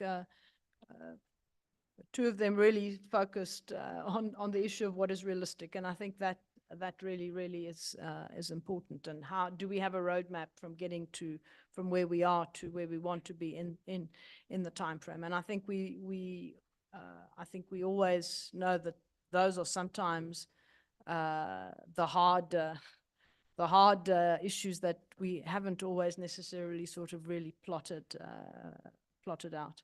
But let me go back to the speaker. So shall we start with you, Alex? All right, just on the, I think on the reliable energy and renewable energy and it being dependable.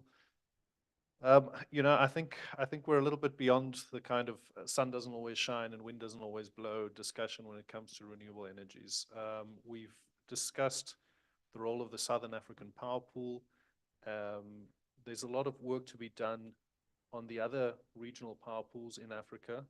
Certainly the long-term vision is that ultimately all those power pools will be connected and that you would have renewable energy powerhouses, shall we say, like Morocco, like Namibia, and other places being able to feed into these systems. So you do need smart grids. You do need an integrated grid. It is true that, if you look at South Africa, most of our power is generated in Mpumalanga, where the coal mines are, and that is where our transmission infrastructure is. So that's not to underplay the amount of investment that's going to be required in transmission infrastructure. But with the appropriate planning and investments, this is certainly doable. It's certainly possible. So yes, absolutely. I think one of the points you raised is that a lot of the discussion is about generation and not enough is about transmission. And I think that is a fair point. This is a big part of the discussion. Investment in transmission capacity and connecting those high renewable energy potential areas to the grid more efficiently is going to be absolutely crucial as we advance. And I gave the example of, for example, Tanzania being in a position where they had excess renewable energy capacity and were not able to sell that into the power pool. And that's, you know, that's a kind of an own goal that we can't afford. We need to move as quickly as possible in developing these power pools and making sure that individual countries then connect to the regional power pools, and ultimately the regional power pools also connect to each other.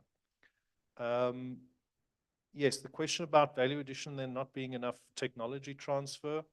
So the details of the Zimbabwe case, you know, I wouldn't be able to answer that particular question.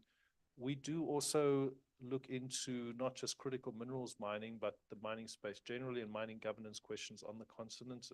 Every year we're at the Mining Indaba, and it's very interesting to see how the debates change over time. And I think what was particularly remarkable or noteworthy at this year's Mining Indaba is that we've seen over the years this constant refrain about international mining companies essentially saying that one of the greatest barriers they face investing in Africa and promoting local jobs and local involvement, you know, is that the skills just aren't there. And, you know, one excuse after the next.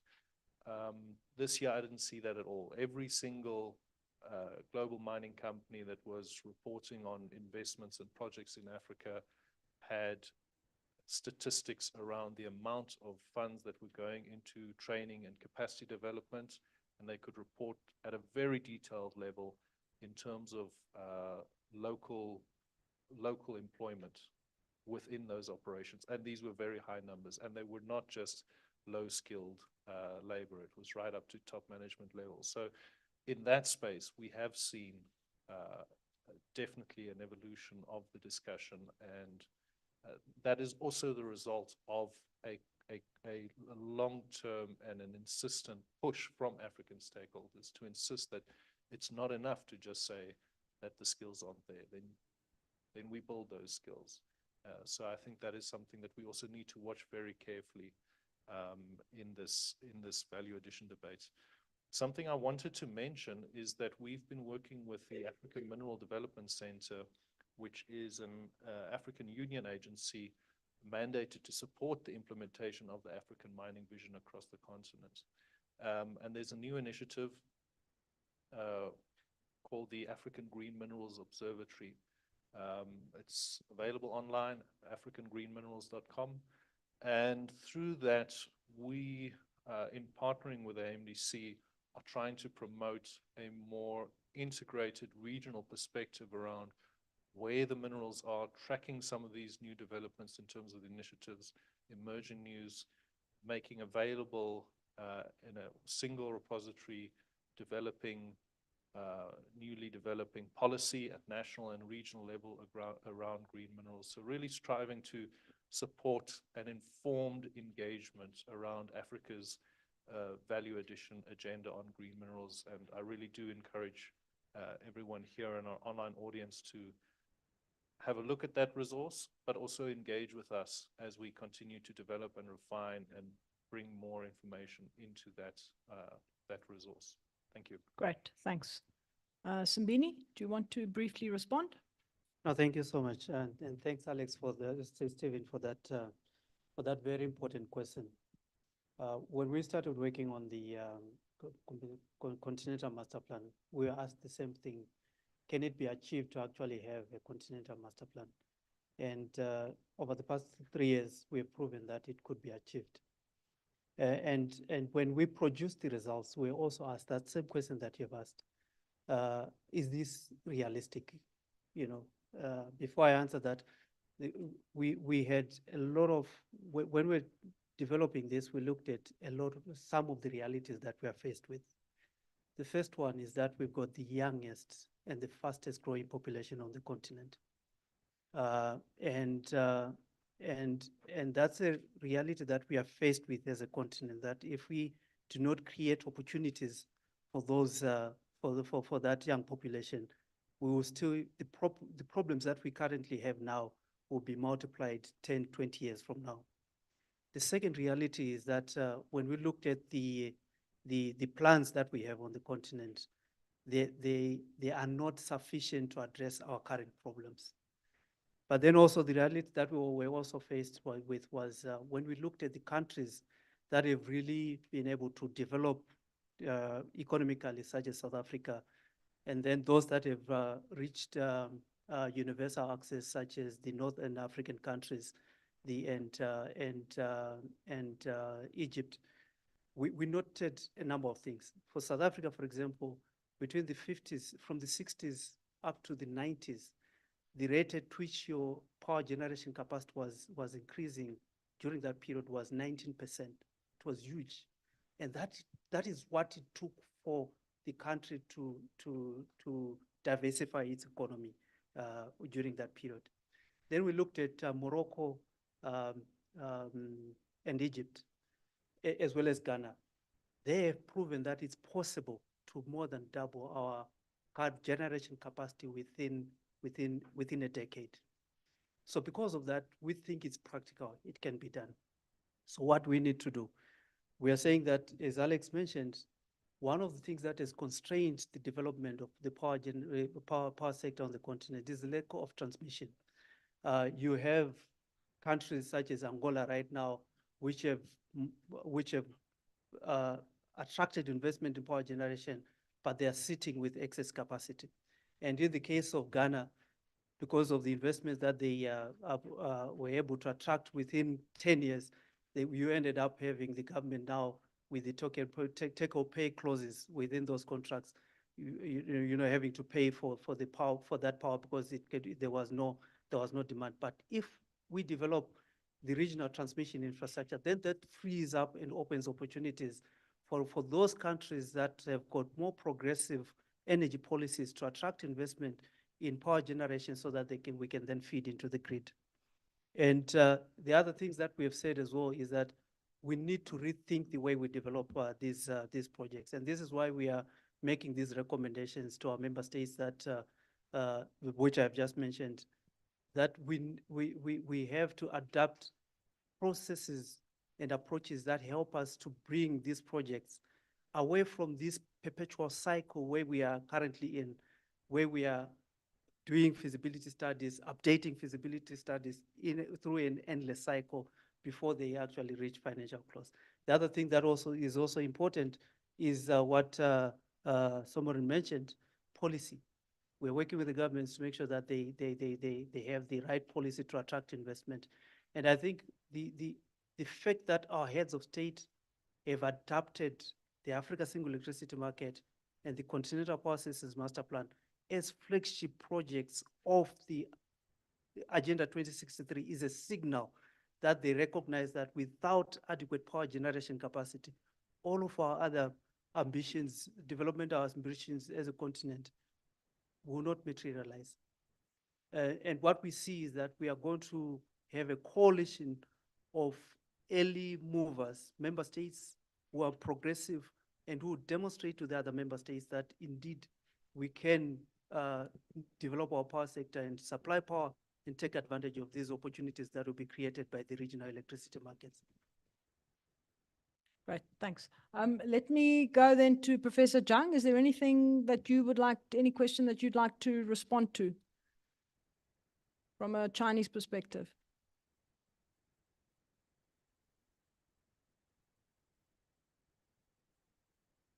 Professor Zhang, can you hear me? Can you unmute? Okay. Yes. Can you hear me now? Right. Yes. Thank you. Right. Just a few words to add that anyway, China is a very important cooperative partner for African countries, and vice versa for African countries for China the same. Anyway, I think China and Africa cooperation is just a part of the Global South cooperation. Their economy and industries are complementary with each other, and this is a very sound foundation for their cooperation. And furthermore, China up to now has built a very complete industrial chains from the upper to the medium and to the lower level products, and China could be produce. So in lots of the new areas or potentials that is waiting for both China and Africa to develop and exploit. I mean, so China, especially, I think in future China will continuously support Africa's, for example, the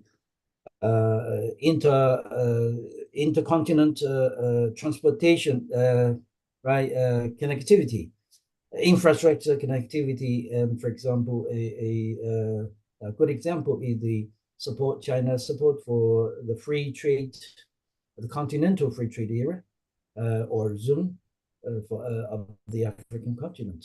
It is good. I think the coming FOCAC summit in Beijing in the early September will be another good event.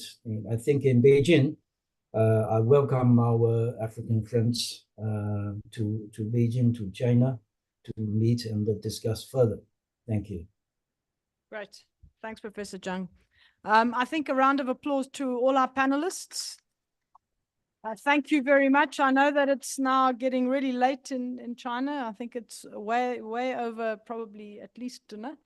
So we really appreciate Professor Zhang and Dr. Zhou for being with us, joining us from Beijing this morning. So a very big thank you. I'm just going to thank my team that has worked on this conference, and it's Steve Grusd and the AGDP team, Refilwe. It's our comms team, digital comms team, Nosipo, who's here today, and then of course our climate change team, Alex and Hannah, and the rest of the team, who are not all, some of whom are still in Cape Town. But yeah, let me leave it there. And of course, lastly, a big thank you for the partnership with the Chinese embassy and the opportunity to do this before FOCAC. But now let me hand over for the last remarks to Councillor Ouyang Jibing. Over to you, sir.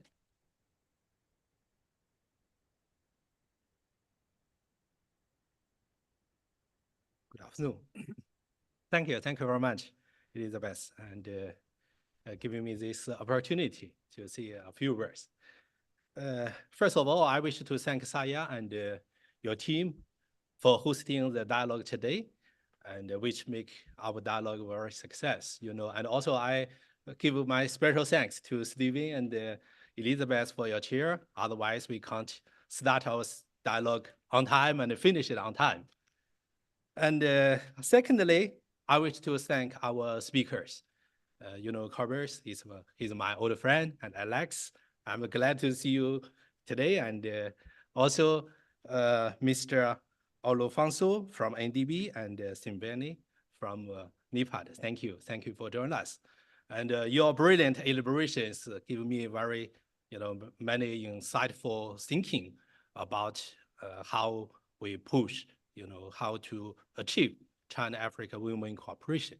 And also my special thanks to our audience, to our participants today, whether you are physically or online. Thank you for your questions or even some doubts. You give me, you know, some new thinking, and also thank you for encouragement for China's role in this continent. Thank you. And finally, I wish to see, if I may have two minutes to answer two questions. I think there are still two questions left for Chinese side. One is for my ambassador, although he went away for another function. It's about education. I don't think it's a question virtually. I don't think China is in the position of power to teach our African friends what education or how we should educate the young guys. But we like to share our experience and learn from each other. I must say education is very important. And since the GNU, the new government formed, and my ambassador is also requesting the courtesy calls with the new ministers. Of course, education will not escape. Education is, if we look at why China is strong in its manufacturing capacity, or we look to the topic today, the green energy development, I think education, or we see talents are very important factor for that. Otherwise, we can't, if we don't have skilled workers, we can't have such a strong industrial and supply chain. And also, if we look at Huawei, if it has no thousands of engineers, it cannot make such, rapid innovations. And the second question is about the young gentleman who asked about the conflict solving in this continent. Of course, we see security and development. Security is the prerequisite for development. Without peace, there is no development to talk about. And on the other hand, development is a foundation. Without development, although we look at this continent, we can see, the development is a master key to solve all the problems. So for China, of course, we devoted and we did a lot for the conflict solving in this continent. Let me give several elaborations. So the first is, China, we deeply participated in the conflict solving in this continent, whether it is in the Horn of Africa or the East Congo. We appointed special representatives to mediate or for the shuttle diplomacy. And secondly, we help the continent, especially AU, for its capacity building. We think that the final decision is in the hands of our African friends. And the capacity building, or whether it's, stand alone armed forces or the regional organizations, their important roles cannot be neglected. And finally, thirdly, we cooperate very well in the multilateral arena, whether it's in the United Nations Security Council or other platforms. Because my colleagues in New York, they told me that 70% of the topics in the Security Council are related to this continent. So we cooperate very well with our South African friends to make this conflict solved. So that is my two short answers to the questions. And finally, I wish to see that the new summit of FOCAC will be held, in early September. I can give you the accurate time. It's September 4th and 5th, because it's already declared by our spokesman. And before that, there will be the ministerial meeting and the senior officials meeting. Of course, the energy, whether the climate change or just transition will be the topic, one topic of the summit. And also, I very impressed by Stephen's remarks. It's very short. You said China is capable, is Africa ready? I think for the win-win cooperation, we need the concerted efforts of both sides. So I must say, I personally am waiting for this FOCAC summit, and also I invite you to stay attuned to it. Thank you. Thank you very much.